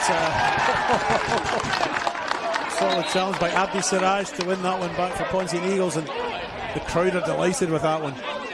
As they should be. Saw the danger and mopped it up. Been very impressed with Septo since he's come on the pitch. Very composed on the ball, which brings that bit of drive forward as well.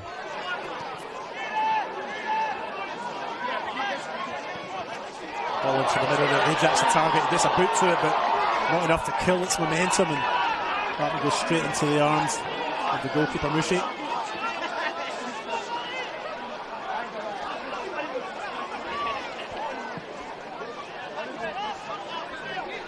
Long ball. Vakasidis gets his head to it. It's popped up in the air by Rocco Colangelo. Vakasidis again.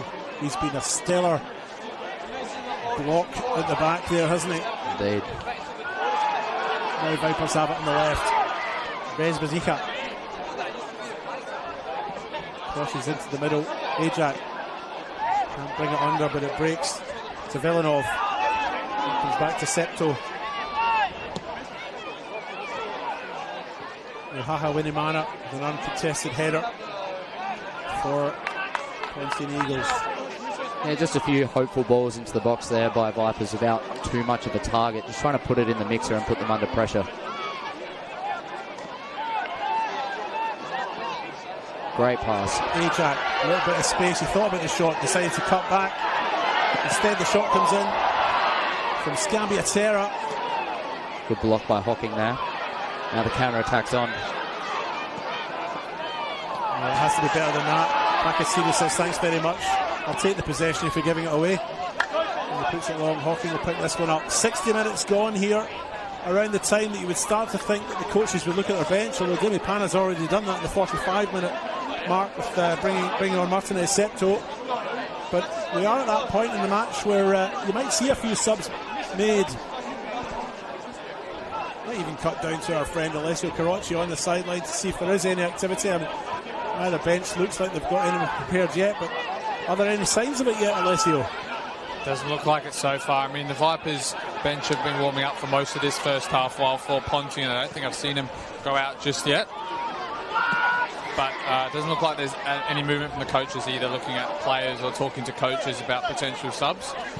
But for both teams, obviously they've got such a good bench and a lot of depth there as well. For Pontian, of course, they've got some older heads that have been at the club for a while as well, in Karpiniotis, as well as Fergus Schumacher, if they're the ones to make the difference and come on and try and change the tide here. What's the mood like on comparing the two benches, Alessio? I think what I've seen from the start of the game, I think we're about to see a Vipers sub just come here, but what I've seen from the start of the game is obviously Dimi Panna is a very vocal coach and asks a lot of his players and stays vocal throughout the game, while for Omar Hassan, he often does his talking when the game's stopped, and he can... They come into the box now. Shot comes in, come across I think, but it's broken down by the Pontian Eagles backline, but still Vipers have it, still they come. And just as the first half transpired, Pontian Eagles were good for the first 15, but Vipers now settling into this. Sorry to interrupt you there, Alessio, on you go.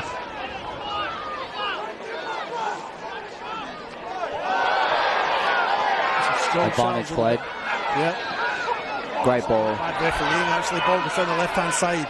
Needs to pick a man here. Toure with a cross into the middle. There's two at the back. Both seemed reluctant to take it in the end, actually. Eventually the cross comes in from Yaz Suric straight to the arms of Seth Buttery. And in fact, play being pulled back by Andrew Kite, the referee, just to check in on the welfare of that Pontian Eagles player who's down in the halfway line. Yeah, I think Pontians might be a little bit disappointed with that, not to have a effective shot on goal there. There was 4 Vipers players behind the ball. It was a really good opportunity to get something meaningful. Actually got a message from Sam Bowman, a Football SA legend, reminding me that we actually played against the Vipers 7 years ago in one of the very last, if not the last, cup finals or qualification finals for State League 2 at Cooper Stadium. Yes, I remember the game. I wasn't there, but I know the game you're talking about, yeah. He made a comment. He said, scoring against Vipers is not for everyone. Just gently reminding me that, you know, he did that. Yeah. And Daniel Hosking as well. He's been floating around.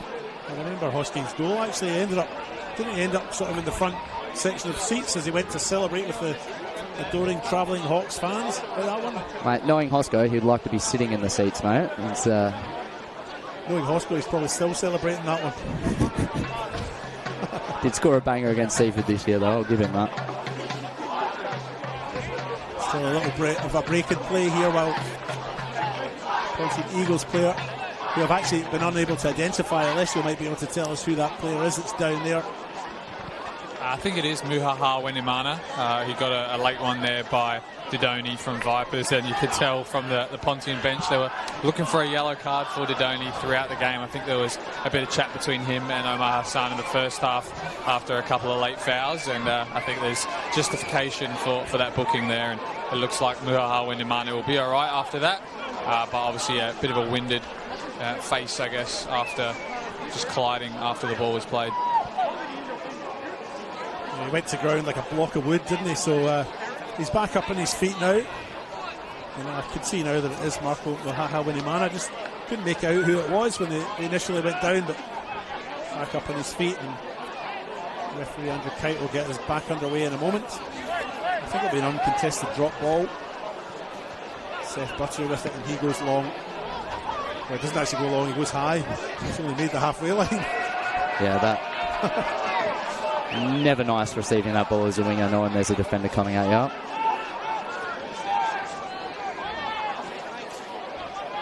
That break in play will be interesting to see if Pontians use that to sort of compose themselves. Yeah, if Vipers' momentum continues, you're right, good point.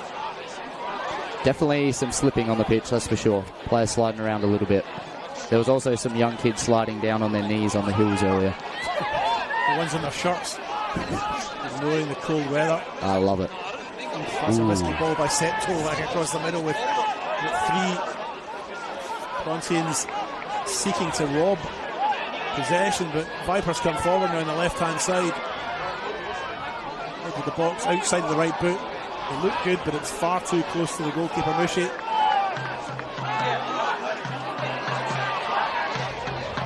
Scambiatera with that cross there. We'll have it on the far side. Jordan Mugford plays in. Scambiatera. That one goes out. Goal kick. Yeah, I just wonder whether the way that Vipers set up has kind of rattled Pontians a little bit. I know, speaking to Omar during the week, he was expecting them to play quite a central and compact style of play, but they're holding 2 wingers really high and wide when they do have the ball. They're trying to switch the ball out nice and quickly. That's where they're getting quite a bit of their joy, when they can get the ball out the other side quickly. Attack at the Pontian Eagles defence. Who else would that be? Back at Cetus. He's just turned it over. Yeah, well, that's the commentator's curse. You're learning to deal with that now. I mean, here's Mohamed Touré down the left-hand side now. He's chased by Septo. He gets to the byline. Ball had gone out, though, I think. That corner, my mistake.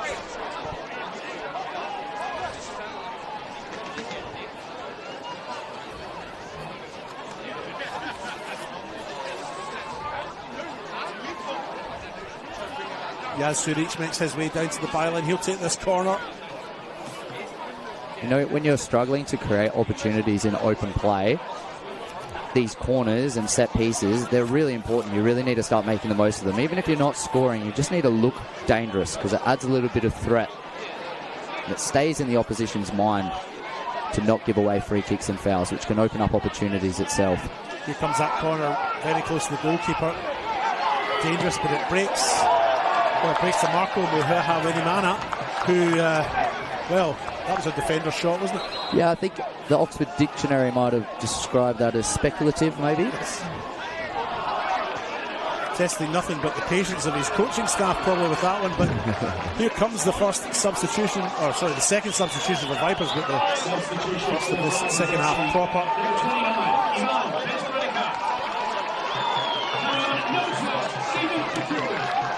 Yeah, it sounds like Stephen Bakura is coming onto the pitch here.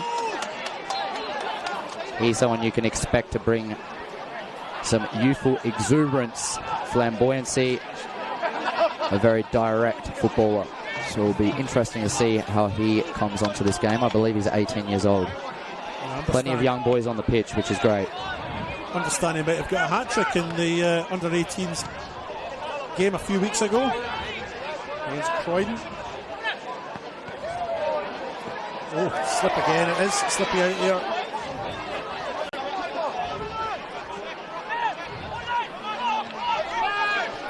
Suric now. It's the ball back to his captain, Tyler Hawking. Now it's Mika Lealafa.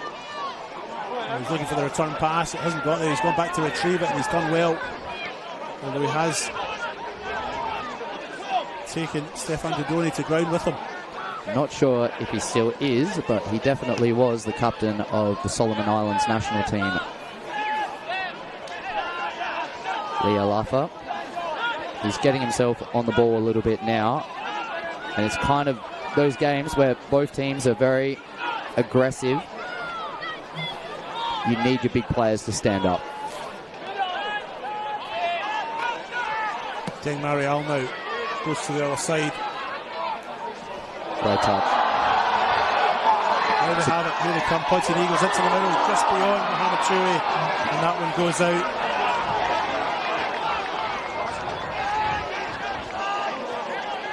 It's really that final pass just lacking at the moment for Pontian Eagles, but they're turning up the screws.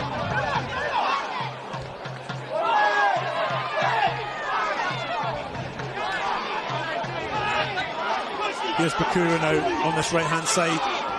The youngster with the ball at his feet and Hawking on his shoulder. And Hawking gives him a little nudge with the shoulder. Great piece of defending. And that one goes out. It is a goal kick.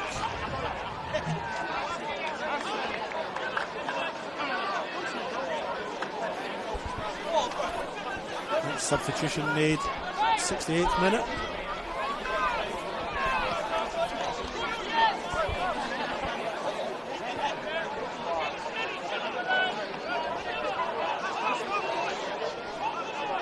Pontian Eagles yet to make a change. That was flicked on. Ronan Allegri clears over his shoulder. 4 players turning their backs on it there. Comes out on the far side. Rocco Colangelo tries it up the line. Players slipping again. It's happening increasingly in the second half. I assume because of the dew, because they didn't water the pitch at half time, did they, Daniel? I don't recall it. Definitely plenty of water in the air though.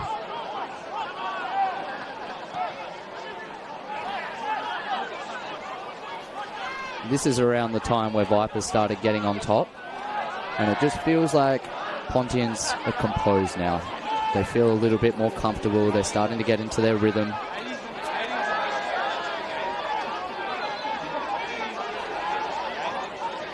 Throw-in on that far side, right in front of the main stand here at Service FM. 72 minutes gone on the One World LED and Sportal scoreboard. There is nothing each in this game that will decide who goes up to State League 1 in 2027 and who goes into the playoffs.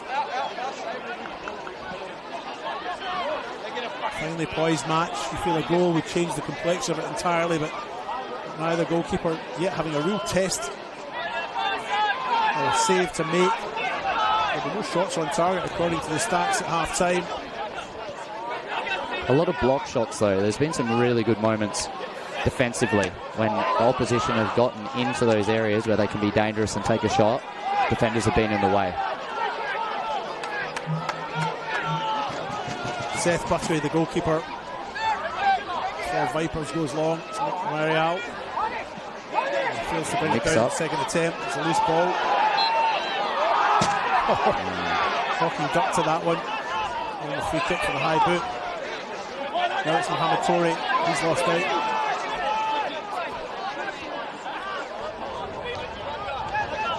Sudic finds Toure and receives it back.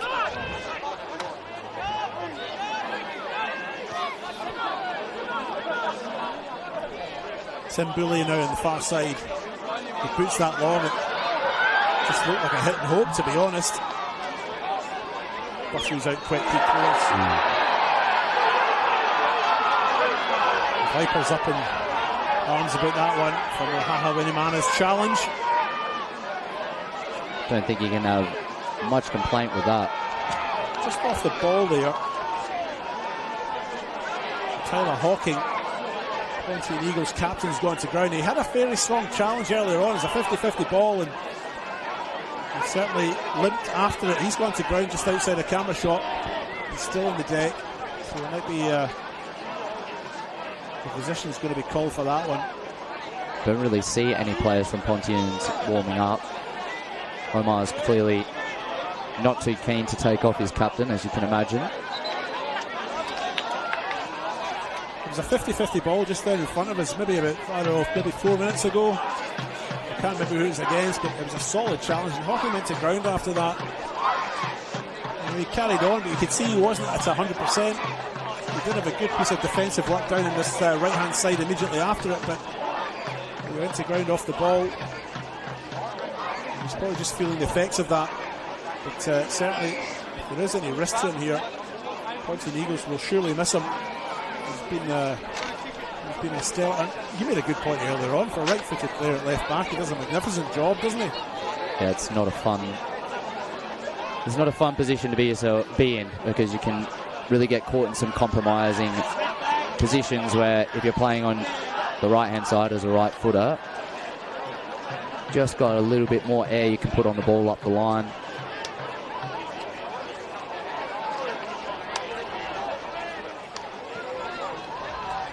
Getting the magic spray out by the looks of it. That fixes everything. Do you know, in the olden days it used to be a sponge. A sponge? Yeah, now it's spray. The physician used to come on with a bucket of cold water and a sponge. And, that's peak sports science, David. Man, that fixed everything. Bring back the sponge. And now we have the spray. Not sure what the spray does. It just makes things numb. Makes things very cold. Just like a wet sponge would do. We haven't progressed. Yeah, probably a bit less wet. Just 15 minutes of regulation time remain in this HPG Homes State League 2 Championship playoff.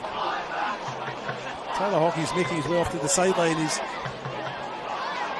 maybe going to run this one off. He'll have a chat with his coach and his doctor, and they'll work out what they do, but he's off on the sidelines for the moment.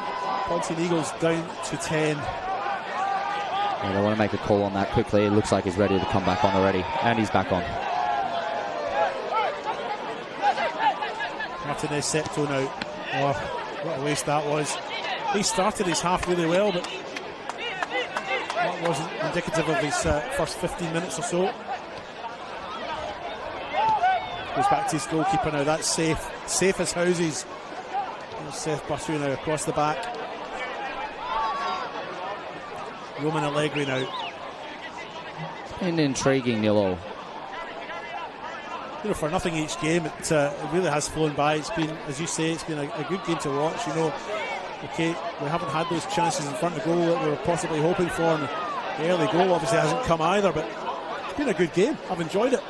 Yeah, very much so. I think the intensity's been really high throughout the game, regardless of who's been on top. When the other teams had more of the ball, the other teams really defended quite well.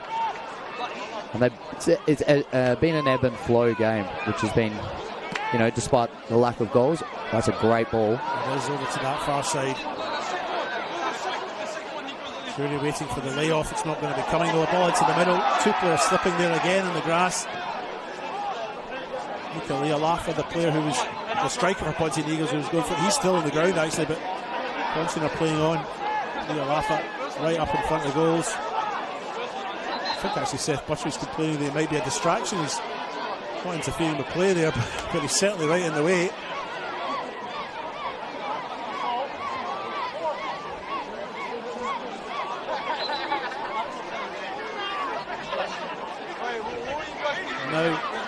Vipers are actually looking to the bench. They've got a player almost ready to come on. Alessio, are you able to get us any information on who that is over there?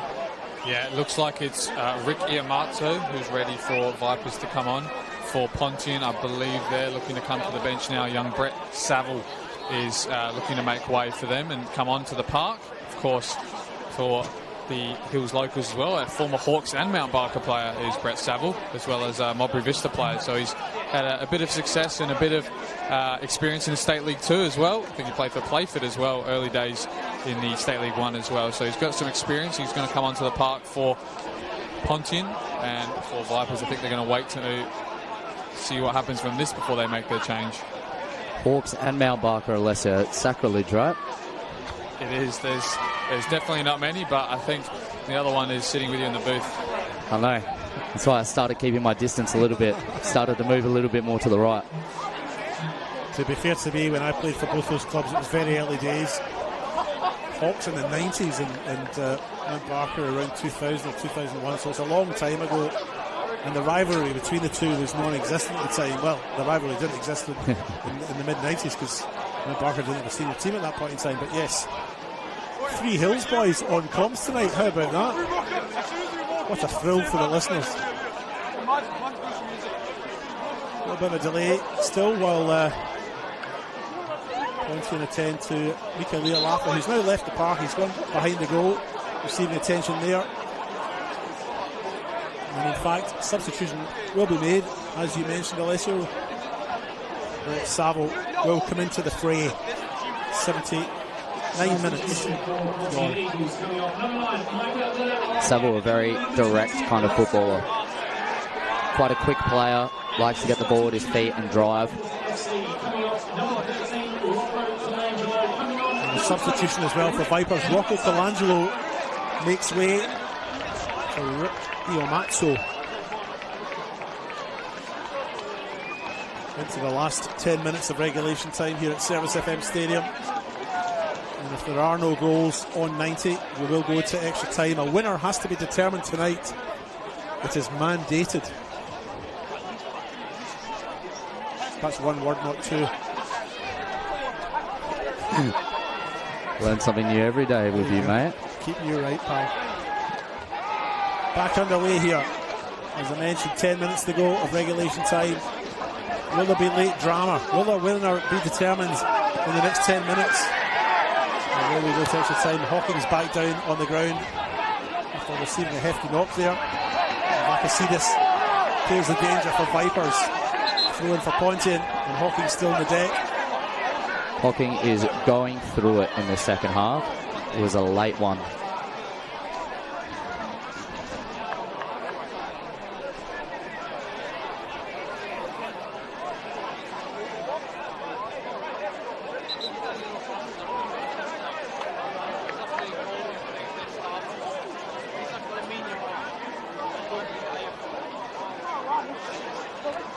Well, given the form coming into this that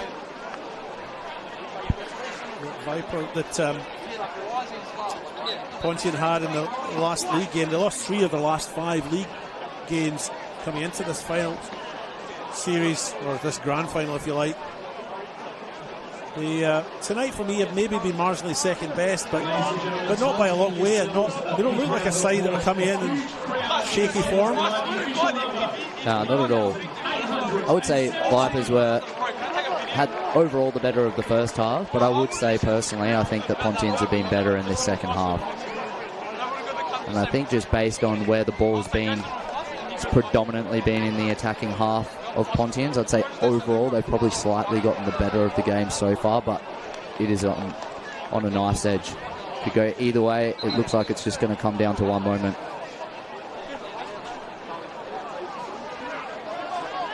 We're ready for the next moment.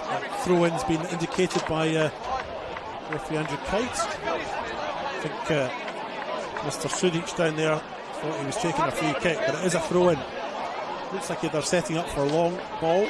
I don't know if he thought. I think he was trying to be a little bit cheeky and get something out of that. I've been kind and thought the benevolent nature of the player was maybe forthcoming. But anyway, ball into the middle. We'll get a second chance at this. He'll get to this ball first. Sudic goes all the way back to his goalkeeper, Corrado Mushi. And Hocking's made his way back on.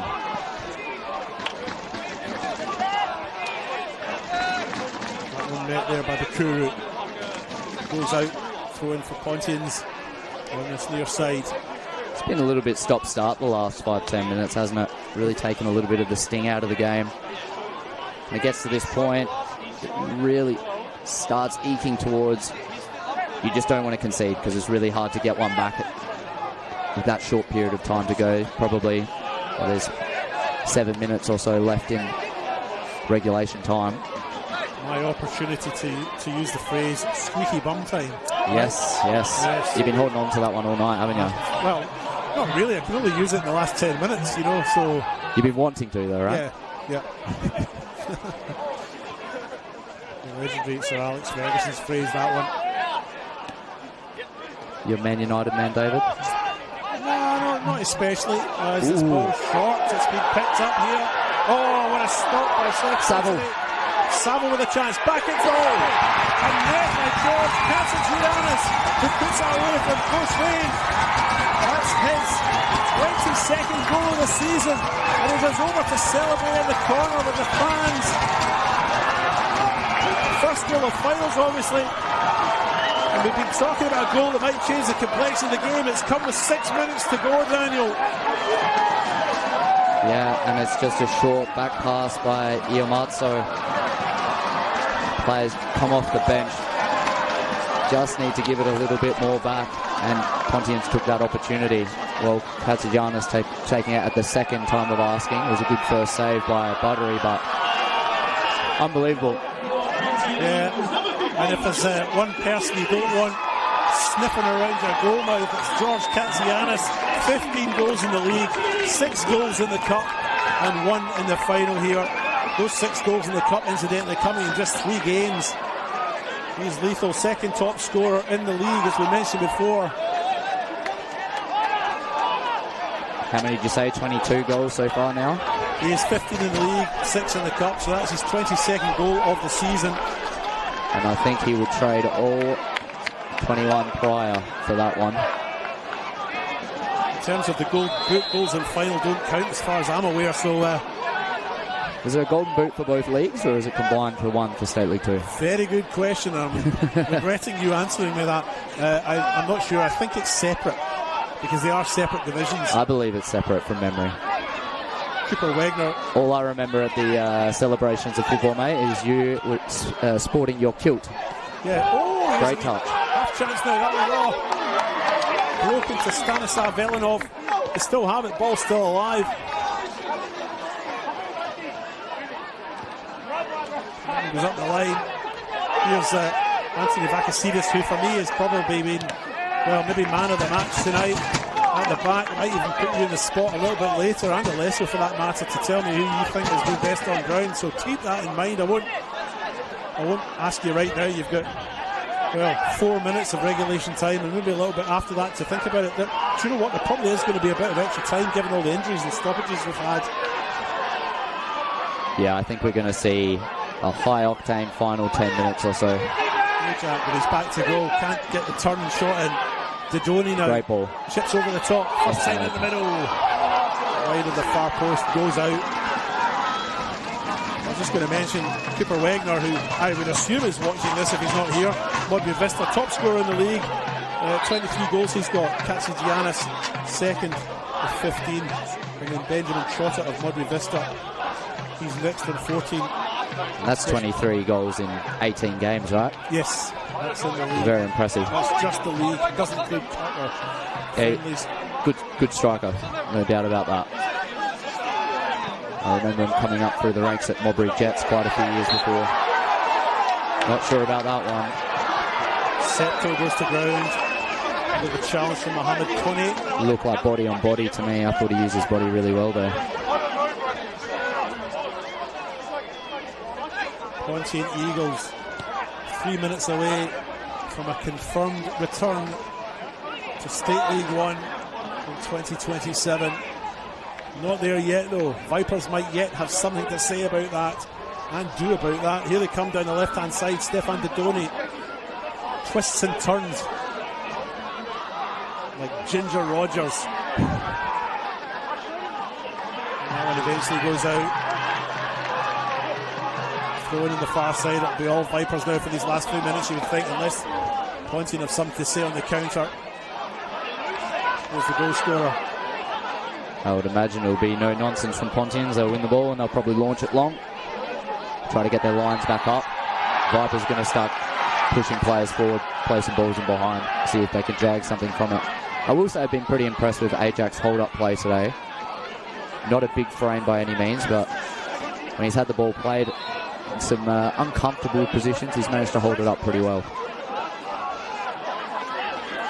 Yeah, I mean, he's certainly done well in the air. He's not a big, solid guy, is he? No.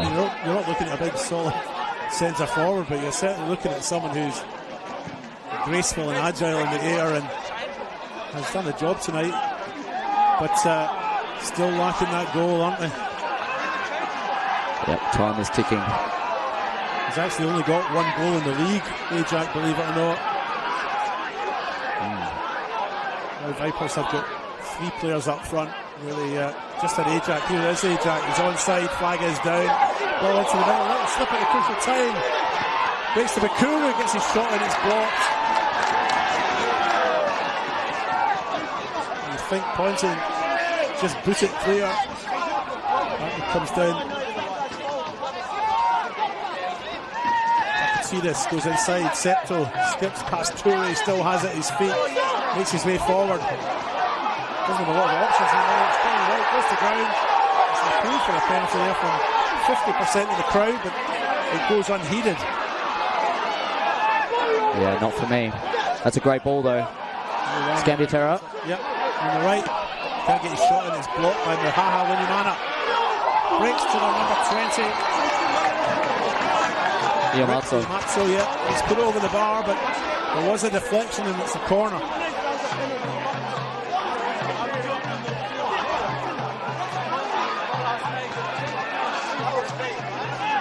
It just makes you think of if there was a goal earlier in the game, what we could have seen. I know.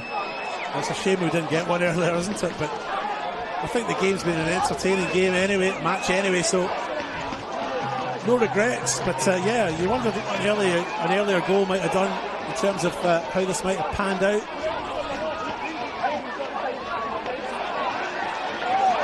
4 shots to 2, shots on target, just 1-0. As that one just goes wide. Wow. Yes, that could have been us here for an extra 30 minutes as Ajax just puts that one wide. Alessio, I missed how many more minutes there are. Can you tell us in this all of this excitement how much injury time's been added on? 8 minutes of added time, so a lot of excitement here on the bench, and we're going to see a sub here for Vipers. Their final one, Shabani Juma, the former Pontian player, got promotion with them in that 2024 season.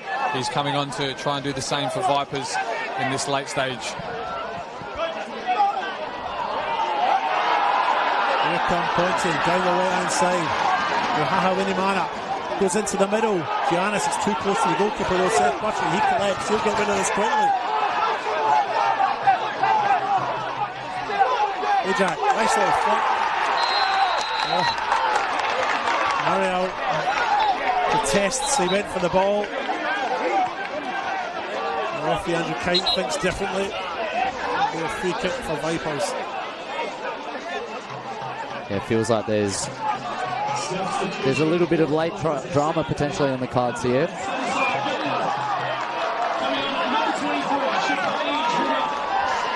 Shabani Juma does come on. And off goes Stanislav Velinov of Vipers. 92 minutes gone here. And still 6 minutes to go. Septo takes that free kick, goes right into the penalty spot. It's met. It's a loose ball, just wide. That is unbelievable defending.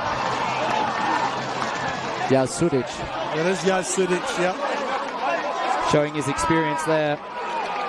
That is a game-winning challenge. Desperate defending. Corner kick, here it comes in. 100 miles an hour this game now. Second chance.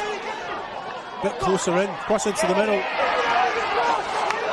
It's met by Marial. Free kick. Rick Saville wins that one. Bit soft for mine. Again, just looked like body on body to me. I'll tell you what, the atmosphere is something else, isn't it? It's gone up a notch, hasn't it? Because they can sniff something. Vipers and the fans. 5 minutes to go still. 3 minutes of additional time gone. 5 still to go. You're watching the HPG Homes State League 2 Championship playoff final between North and South.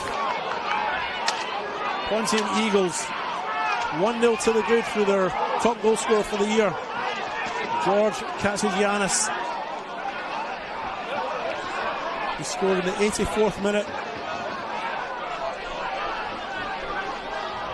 which at the time we felt might be a last minute winner, but in fact there was still 11 minutes to go at that point in time. Here comes the free kick. Saville goes to ground, a bit too easy there, I think. Vipers come away with it. There's a little bit off the ball there between a couple of players, but Vipers still have possession. They've lost it now. Pontian have it back. Saville. It's become a wrestling match out there. That's a silly place to give away a free kick. It's just not the decisions you want made by your fresh substitutes coming on and giving away a free kick. Especially in that position, not only does it take away the momentum of the team, but it gives a great opportunity for Pontians to do something here. I can't imagine they're going to commit too many players forward, but they can just kill the clock a little bit.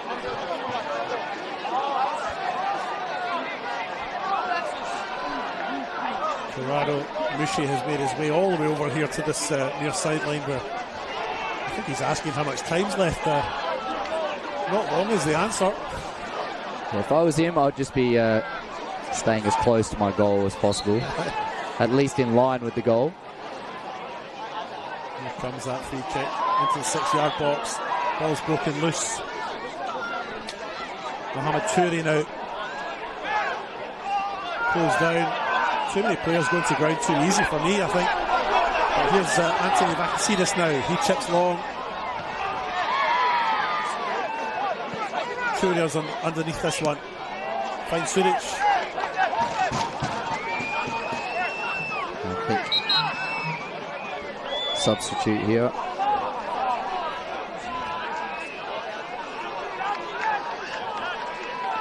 Fergus Schumacher coming on, another one of the long-term Pontian players. He's been there about 4 seasons or so. He was in that last promotion team too.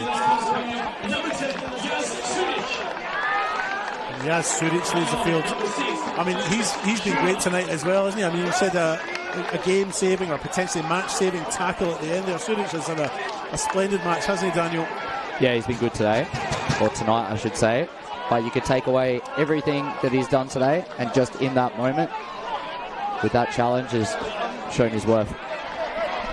Almost every bit as important in the back there as George Katsigiannis' goal was up the other end of the park in the 84th minute. And a yellow card for the departing Katsigiannis for time wasting. Suric, I think. Oh, sorry, yes, Suric. Taking too long to leave the field. Why not? Might be the last card for the year for them.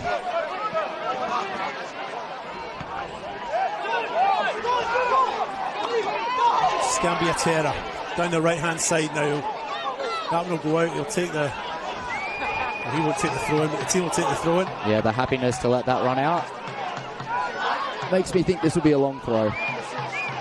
Martinez Septo will take that long throw. Into the box it goes. Flicked on. Adrian, no space in there. Oh, and the shot just wide from nowhere. Claims from Vipers for a corner, but it'll be a goal kick.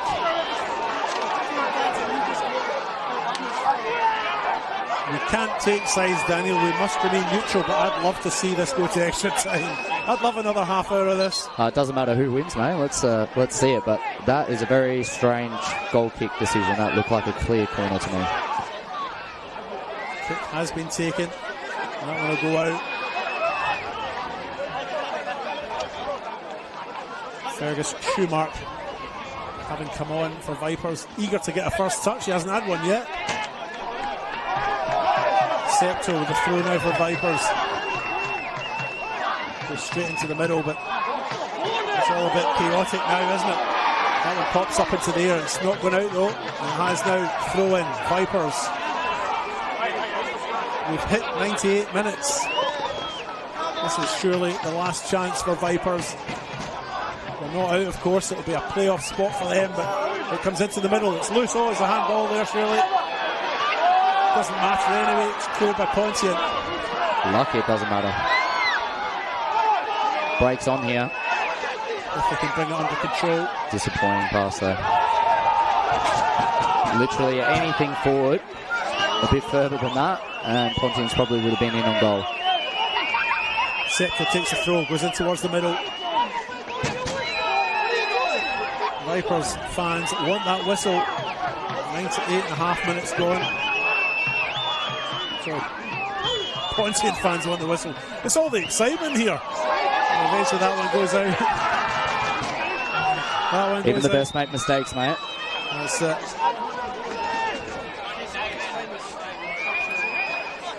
Andrew Kite again ushers Pontian to get a move on.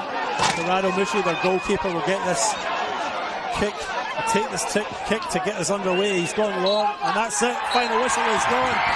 The Pontian Eagles make a return to State League 1 in 2027, winning this match 1-0. George Katsigiannis with the goal in the 84th minute. The team from the Olumba Reserve make the ascendancy back up into State League 1 for 2027. Daniel, a few words for me as there's a little bit of coming together here off the ball. There has been a little bit of anger here between the two sides. But Daniel, your thoughts on the last 99 minutes that we've watched here? It was an absorbing game to say the least, wasn't it, David? Like I said earlier, it was ebbs and flows. Both teams had their moments, both teams had their chances, and it just came down to that one opportunity. And Pontians took their chance. So, look, I think overall they probably deserved it, but it was tight. It was very tight. So Vipers now, they need to, well, first and foremost, they don't want to do anything stupid here because they've got more games to play. Well, that's it. I mean, the sensible thing here to do is to walk away. It's Corrado Mushi who's the upset players for Pontian Eagles, and has to walk away. And you're right, Vipers have still got finals to think about, so they have to walk away as well. But Omar Hassan just pulled his players away to do a knee slide. I think that was more of a controlling the tempers than it was an actual celebration. But tell you what, that is fantastic football management, fantastic person management as well there by Omar Hassan. Pontian Eagles to diffuse the situation, take his players away and move on. But I've got to ask you now about who you feel has been the best on ground tonight. I mean, if you could pick out a top three or maybe even four, I'll give you the liberty of more than one. Who are the players that have leapt out the page for you, Daniel Pauly? it's not very often you say in a losing team that player was the best on ground, but for me it was the captain, Anthony Vakatsidis today. I thought he was phenomenal. Good with the ball at his feet, good with the ball without it. And look, he'll be very disappointed with the result today, but as a captain and a leader, you've just got to, bounce back and move on to the next week. And that's the thing. This is a final, but they've got another chance. I think, obviously, Katsigiannis had a good game and he put the ball in the back of the net when it mattered. They were probably the two for me, but there was good players all over the pitch today. It's quite a high-level game. Yeah, I would agree with the summation. I think, you're right. You don't normally pick someone from the losing side, but I think Anthony Vakatsidis has been very good. And George Katsigiannis, Yaz Suric as well, leapt out the page at me for Pontian Eagles. But young Alessio down in the park there has got the goal scorer and Pontian Eagles hero tonight, George Katsigiannis. And maybe we'll get a little interview with him. Yes, I'm down here with the hero of the night, George Katsigiannis. How do you feel after this, and what a night it's going to be for the club? Oh my God, what a game. We definitely needed the win. Vipers were a very good side, put a great fight, and at the end, I reckon there was a fine margins that we wanted it the most, and we got the result that we wanted. Now our focus is State League 1, we're trying to celebrate with the boys. So many goals you scored over your career, so many this season as well. After that first shot, you would have thought it might not have been your night. Yeah, I know. I didn't have a very good game, I didn't get many chances. Like I said, it was a very hard and very physical game. But at the end of the day, the boys put a great fight, and I ended up scoring the winning goal, which is probably very memorable for me as well. No worries. I'll let you celebrate with your team. There's a big celebrations over there you don't want to miss. So well done. Good stuff. George Katsigiannis there with Alessio Carocci, and he makes his way over to the area behind the goals to celebrate with the fans. As a player who played with a side that was promoted last year, Daniel Pauly, I mean, what's the feeling like for these guys out there? I mean, they must be absolutely buzzing, you know, and all that. I mean, I was going to say the last 5 or 6 months of football, but of course pre-season takes you back 9 months, you know, it's almost a year's worth of work. What's going through these players' minds right now? How are they feeling? It seems a silly question, but it is what I'm thinking. It's a feeling of relief. It's a feeling of joy. There's a lot of pressure, and to just succeed. And like you said, it's a 9-month season, and there's a lot of blood, sweat and tears that gets put in at the beginning of the season from teams that get promoted, from teams to get relegated, and all in between. So I think for them, it's not just a celebration for themselves, it's a celebration for the club. They did it for their juniors, they did it for their committee, and all the people that put in so much time, their fans and everyone who loves the club. So they'll be going back to the club rooms tonight, and I imagine there'll be a few sore heads and a couple of sickies in the morning. For those that work on Saturdays. For those that work on Saturdays, yes indeed. Absolutely right, yeah. Good to see I work on Saturdays, right? So big celebrations, obviously, and I believe Alessio Carocci has now got Pontian Eagles coach Omar Hassan with him down there on the park. We'll have a quick word with him in a wee minute. They're just having, well, obviously a big moment for them. So he's got the coach of the winning side down there. He's just trying to, well, he's wandering off now, Omar Hassan. But some scenes here as Pontian Eagles win this tie, takes them back up to State League 1. A magnificent achievement for the team. And now, right, Alessio, get a hold of that man. So Alessio Carocci, go and grab him. Omar Hassan, a quick word. Yes, I've got the coach here, Omar Hassan. He took a year off last year, or at least half a year. Coming back to coaching, you could never imagine it to be this good. Unbelievable. Yeah, I don't know, man. I'm lost for words, to be honest. Yeah, it's been extremely difficult year for the club. A lot of doubters. You know, those doubters is what fuel us, you know. They're the one that they get us going every morning and stuff to come to work. Yeah, I don't know, man. I'm lost for words, you know. But yeah, no, credit to the boys, man. I do nothing, man. To be honest, it's all the boys. Yeah, I don't know, man. Sorry, man. I'm just a little bit, I guess, lost for words. But yeah, look, it's all credit to the boys. We stuck together, got deep, and yeah, man, young team, and they're fearless, man. Like nothing to be scared of. So sorry, man, if this interview doesn't make sense, but all good. Obviously, you brought such a young team together, a club that is booming in the north. Of course, a couple of promotions in a few years now. What do you want to do differently in State League 1 for this club compared to the last time they were here? Look, I think this time is different, you know. Such a young team. Our captain is 20. We had 3 or 4, actually 5 players under the age of 20. Mohamed Toure, who's only just turned 18. Our keeper, 19. Marco, 19. Abdi, 19, just turned 20. So I think the future is very bright for the club. So I guess we have to regroup and think about what's going to happen after that. I think the idea will be to keep these boys together. Yeah, man, sorry, I'm lost for words. That's all right, of course. I'll let you go celebrate with your team. A great show tonight here and a great crowd as well to bring on your team. Thanks, man. I appreciate that. Thanks, and thanks for all your work and stuff, yeah? Thanks. Alessio, while we've got you down there, what are your thoughts on the game? Oh, we've just missed the Gatorade shower. I think he got a little bit. Feeling a bit wet down there, Alessio? Yeah, luckily the camera's not on me now because I'm soaked. Well, they did catch it. Oh, we caught you. Very good. Yeah, Alessio, your thoughts on the match? I mean, as the boundary rider, if you like, you kind of play the part-time role in this, but we didn't really sort of cross down to you much and ask you much about what you actually thought of how the game had played out and how the first half went, what you felt about the team's performances. I mean, what are your thoughts on this game? I think it really showed how close both of the divisions are. I mean, in the start of the seasons, in the end of other ones, we sometimes say the North was clear this year, or we can tell by the start of the pre-season one's going to be harder than the other. But seeing how close this was and how good football both teams can play in the third division of our state is good to see.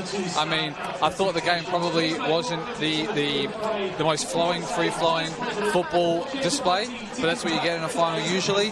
At least we saw some good glimmers from both teams and from specific players in both teams as well.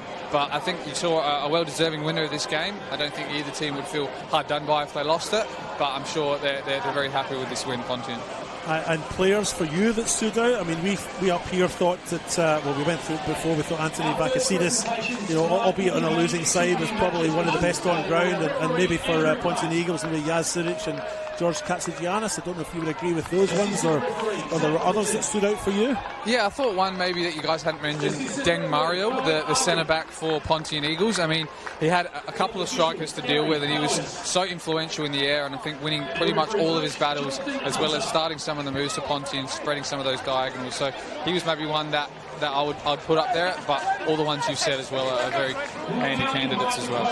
I'd agree with you there. And Daniel, for you, I mean, I think up front for Vipers, Jayla Ajak, he just seemed a lonely figure, didn't he? They just didn't quite seem to get the ball to him and for him to be effective, although he's not a prolific goal scorer this season anyway. But we'll just stop for a moment. Actually, there's an interview here with Demi Pana. You might be able to pick it up in the audio.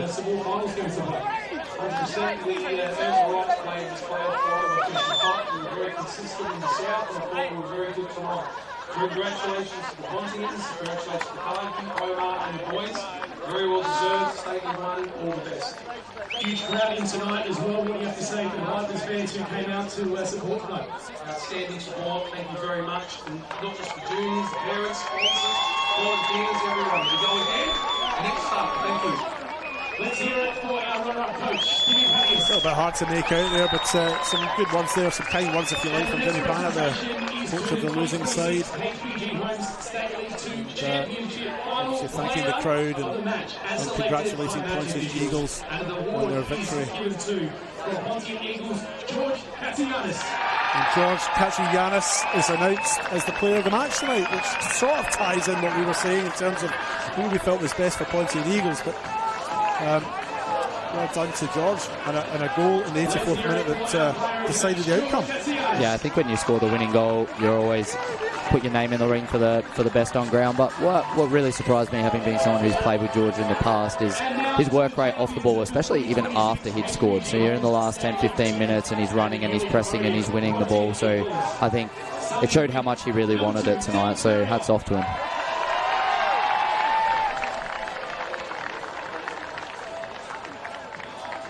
Number 4, Timothy Belay. Pontian Eagles players now being presented one by one. Number 10, Yaz Suric.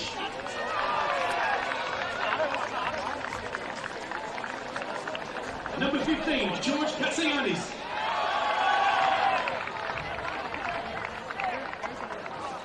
Number 16, Marco Wahaha Winimana.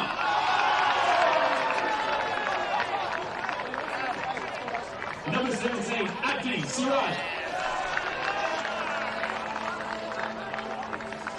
Number 18, Mohammed Toure.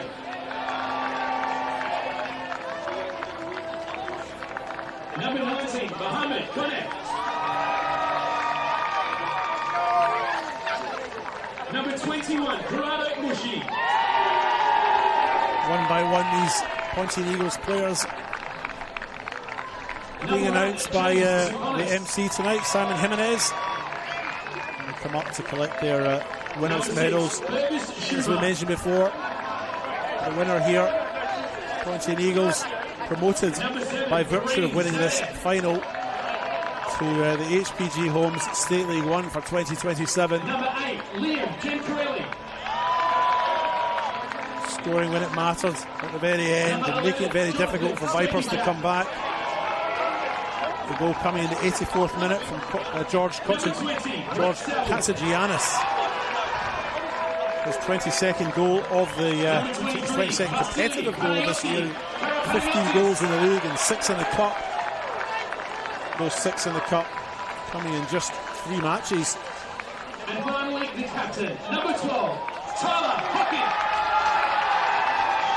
And the biggest cheer of the night there, I think, for Tyler Hocking. He had a stellar match as well, didn't he, Daniel? Yeah, he was very solid. Copped a few knocks, bounced back up. Exactly what you'd expect from your captain. It was a really hard-fought game. How did you see through your eyes? Oh, it was a battle, man. Congratulations to the Viper boys for putting up the challenge, man. You guys are one heck of a team. I guarantee I see you boys coming back up into the State League 1 with us. It's an excellent team. Keep working.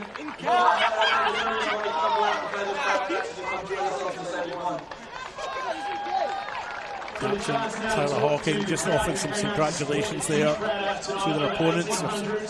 Words of comfort rather than congratulations, I apologise. But appreciate you all coming out on this Friday night. It means a lot to us and the boys.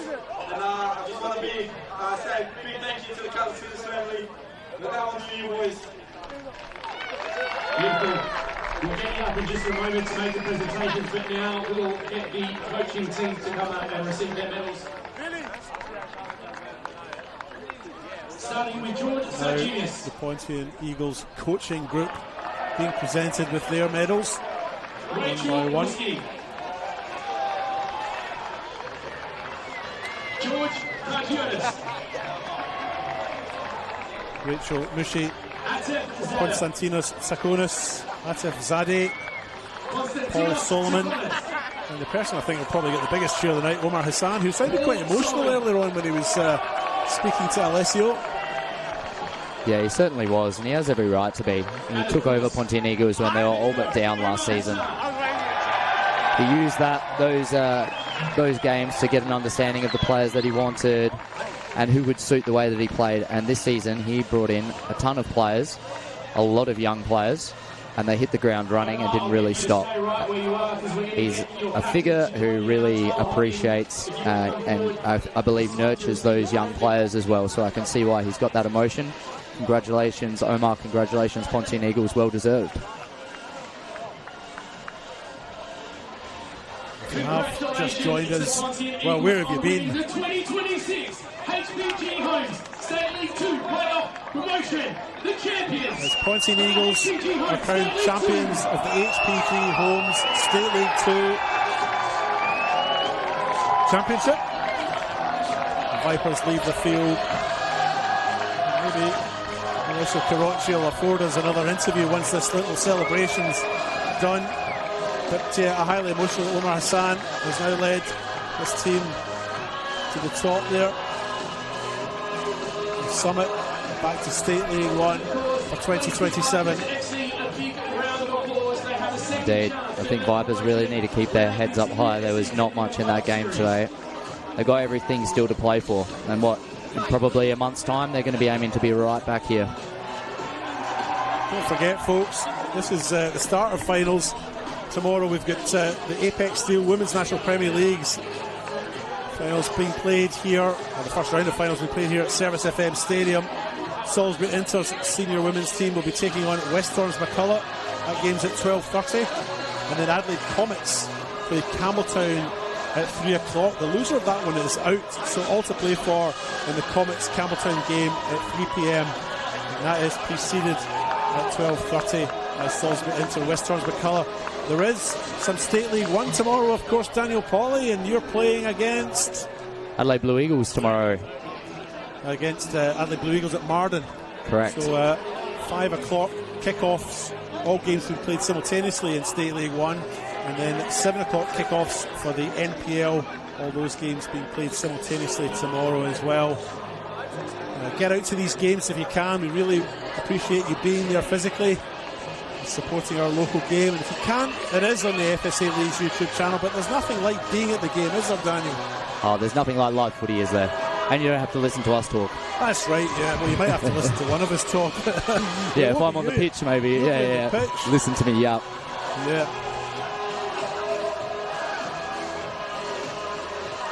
It's that time of the year, final season. Going to be some absolute cracker games, mate. Looking forward to it. There is a few positions, of course, to be determined in those competitions. State League 1, of course. Top 6 goes into finals. Crucial Raiders and Olympic, they play each other tomorrow. That's a game that will decide who wins the automatic promotion as the champion. Rugby Jets in 3rd place, Fulham in 4th, Cumberland in 5th, Blue Eagles in 6th, they're on 33 points. They're in a finals berth just now, but if they lose tomorrow and Adelaide Atletico win, you can spoil the party for them, can't you? Yes, we can. I think it'll be very interesting because I think there's really not too much in it, but obviously between the two teams there. We played Atletico last week and had a good result there, so yeah, look, I know Blue Eagles are going to come out with everything to play for, but there's a lot of other cracking games there as well. Obviously, with Adelaide Olympic versus Raiders is going to be an absolute belter. Really looking forward to that. Would be out there watching if I could, but I'll be on the pitch, unfortunately. Well, all these games obviously played simultaneously because, well, I guess that keeps everything fair and equal, doesn't it? Correct. A bit later in the day, the NPL games are all being played. There's still some positions to be determined or finalised in that. Adelaide City do sit top, 45 points. West Torrens McCullough second and 44. Metro Stars on 41. FK Beograd, they're 4th on 33. Top 6 makes finals, so FK Beograd cannot be caught, but Playford can be caught. They've got 32 points. It would take an almighty win, though, by Adelaide United's youth team to catch them, because goal difference favours Playford City. The position that's really up for grabs is Croydon's. They're on 30 points and can be caught by Adelaide United beneath them. And maybe Sturt. Big goal difference required, though. Okay. Yeah, no, you're right. Sturt play Campbelltown at 7 p.m. West Adelaide are playing Playford at 7 p.m. West Torrens McCullough at 7 p.m. against Adelaide United. That's the game that some people have their eyes on, but big one, I suppose, really, is Metro Stars and Croydon at 7 p.m. at TK Shutter Reserve. FK Beograd, as we mentioned, playing in probably one of the more interesting games. They play Adelaide City. Adelaide City win that one, and they will be the minor premiers.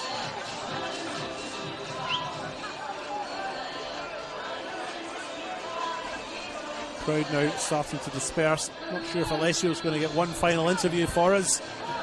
I'll try and get the captain after their photo here.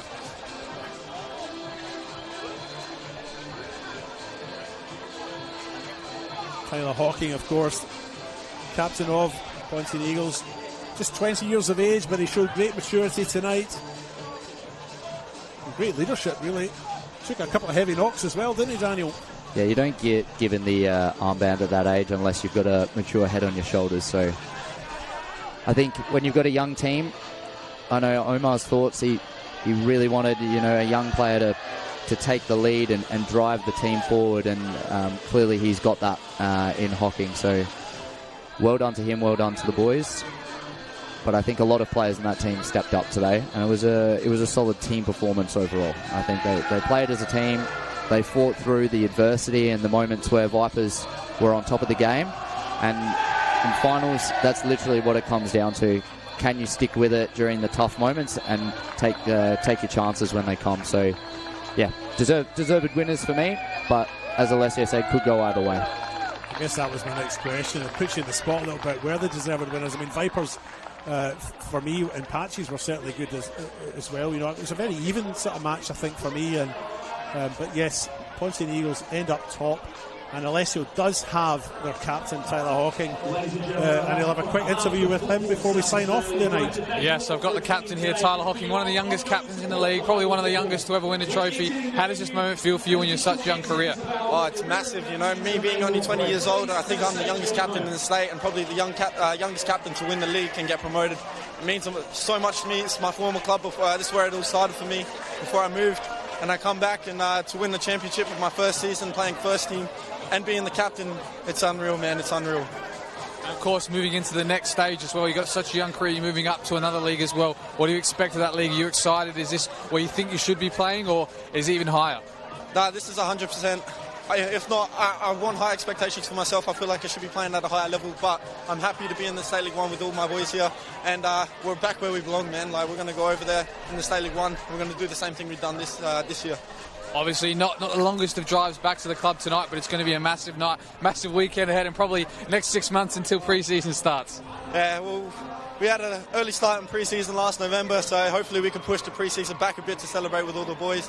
And yeah, it's definitely going to be massive tonight at the club. I can't wait. No worries. Congratulations and enjoy it. Thanks, Alessio. Well, I think that's about it. I mean, what a long night it's been, isn't it? I mean, I'm, as much as I wanted it to go to extra time, I'm kind of ready for my bed. What a night. I guess we'll probably sign off now. Daniel, your final words on this matter? Congratulations, Pontian Eagles. Thank you. Always a pleasure, David and Alessio. Legends, thanks for having me. Always a pleasure.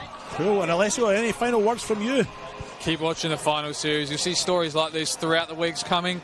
Stay tuned to the leagues today, tomorrow, and the rest of the final series. And pleasure to be joined by you. And it has finished here. Pontian Eagles 1-0 winners over Vipers. A goal from George Katsigiannis in the 84th minute that has determined the outcome of this match. And it's back to State League 1 for Pontian Eagles for 2027. But for now, that's all.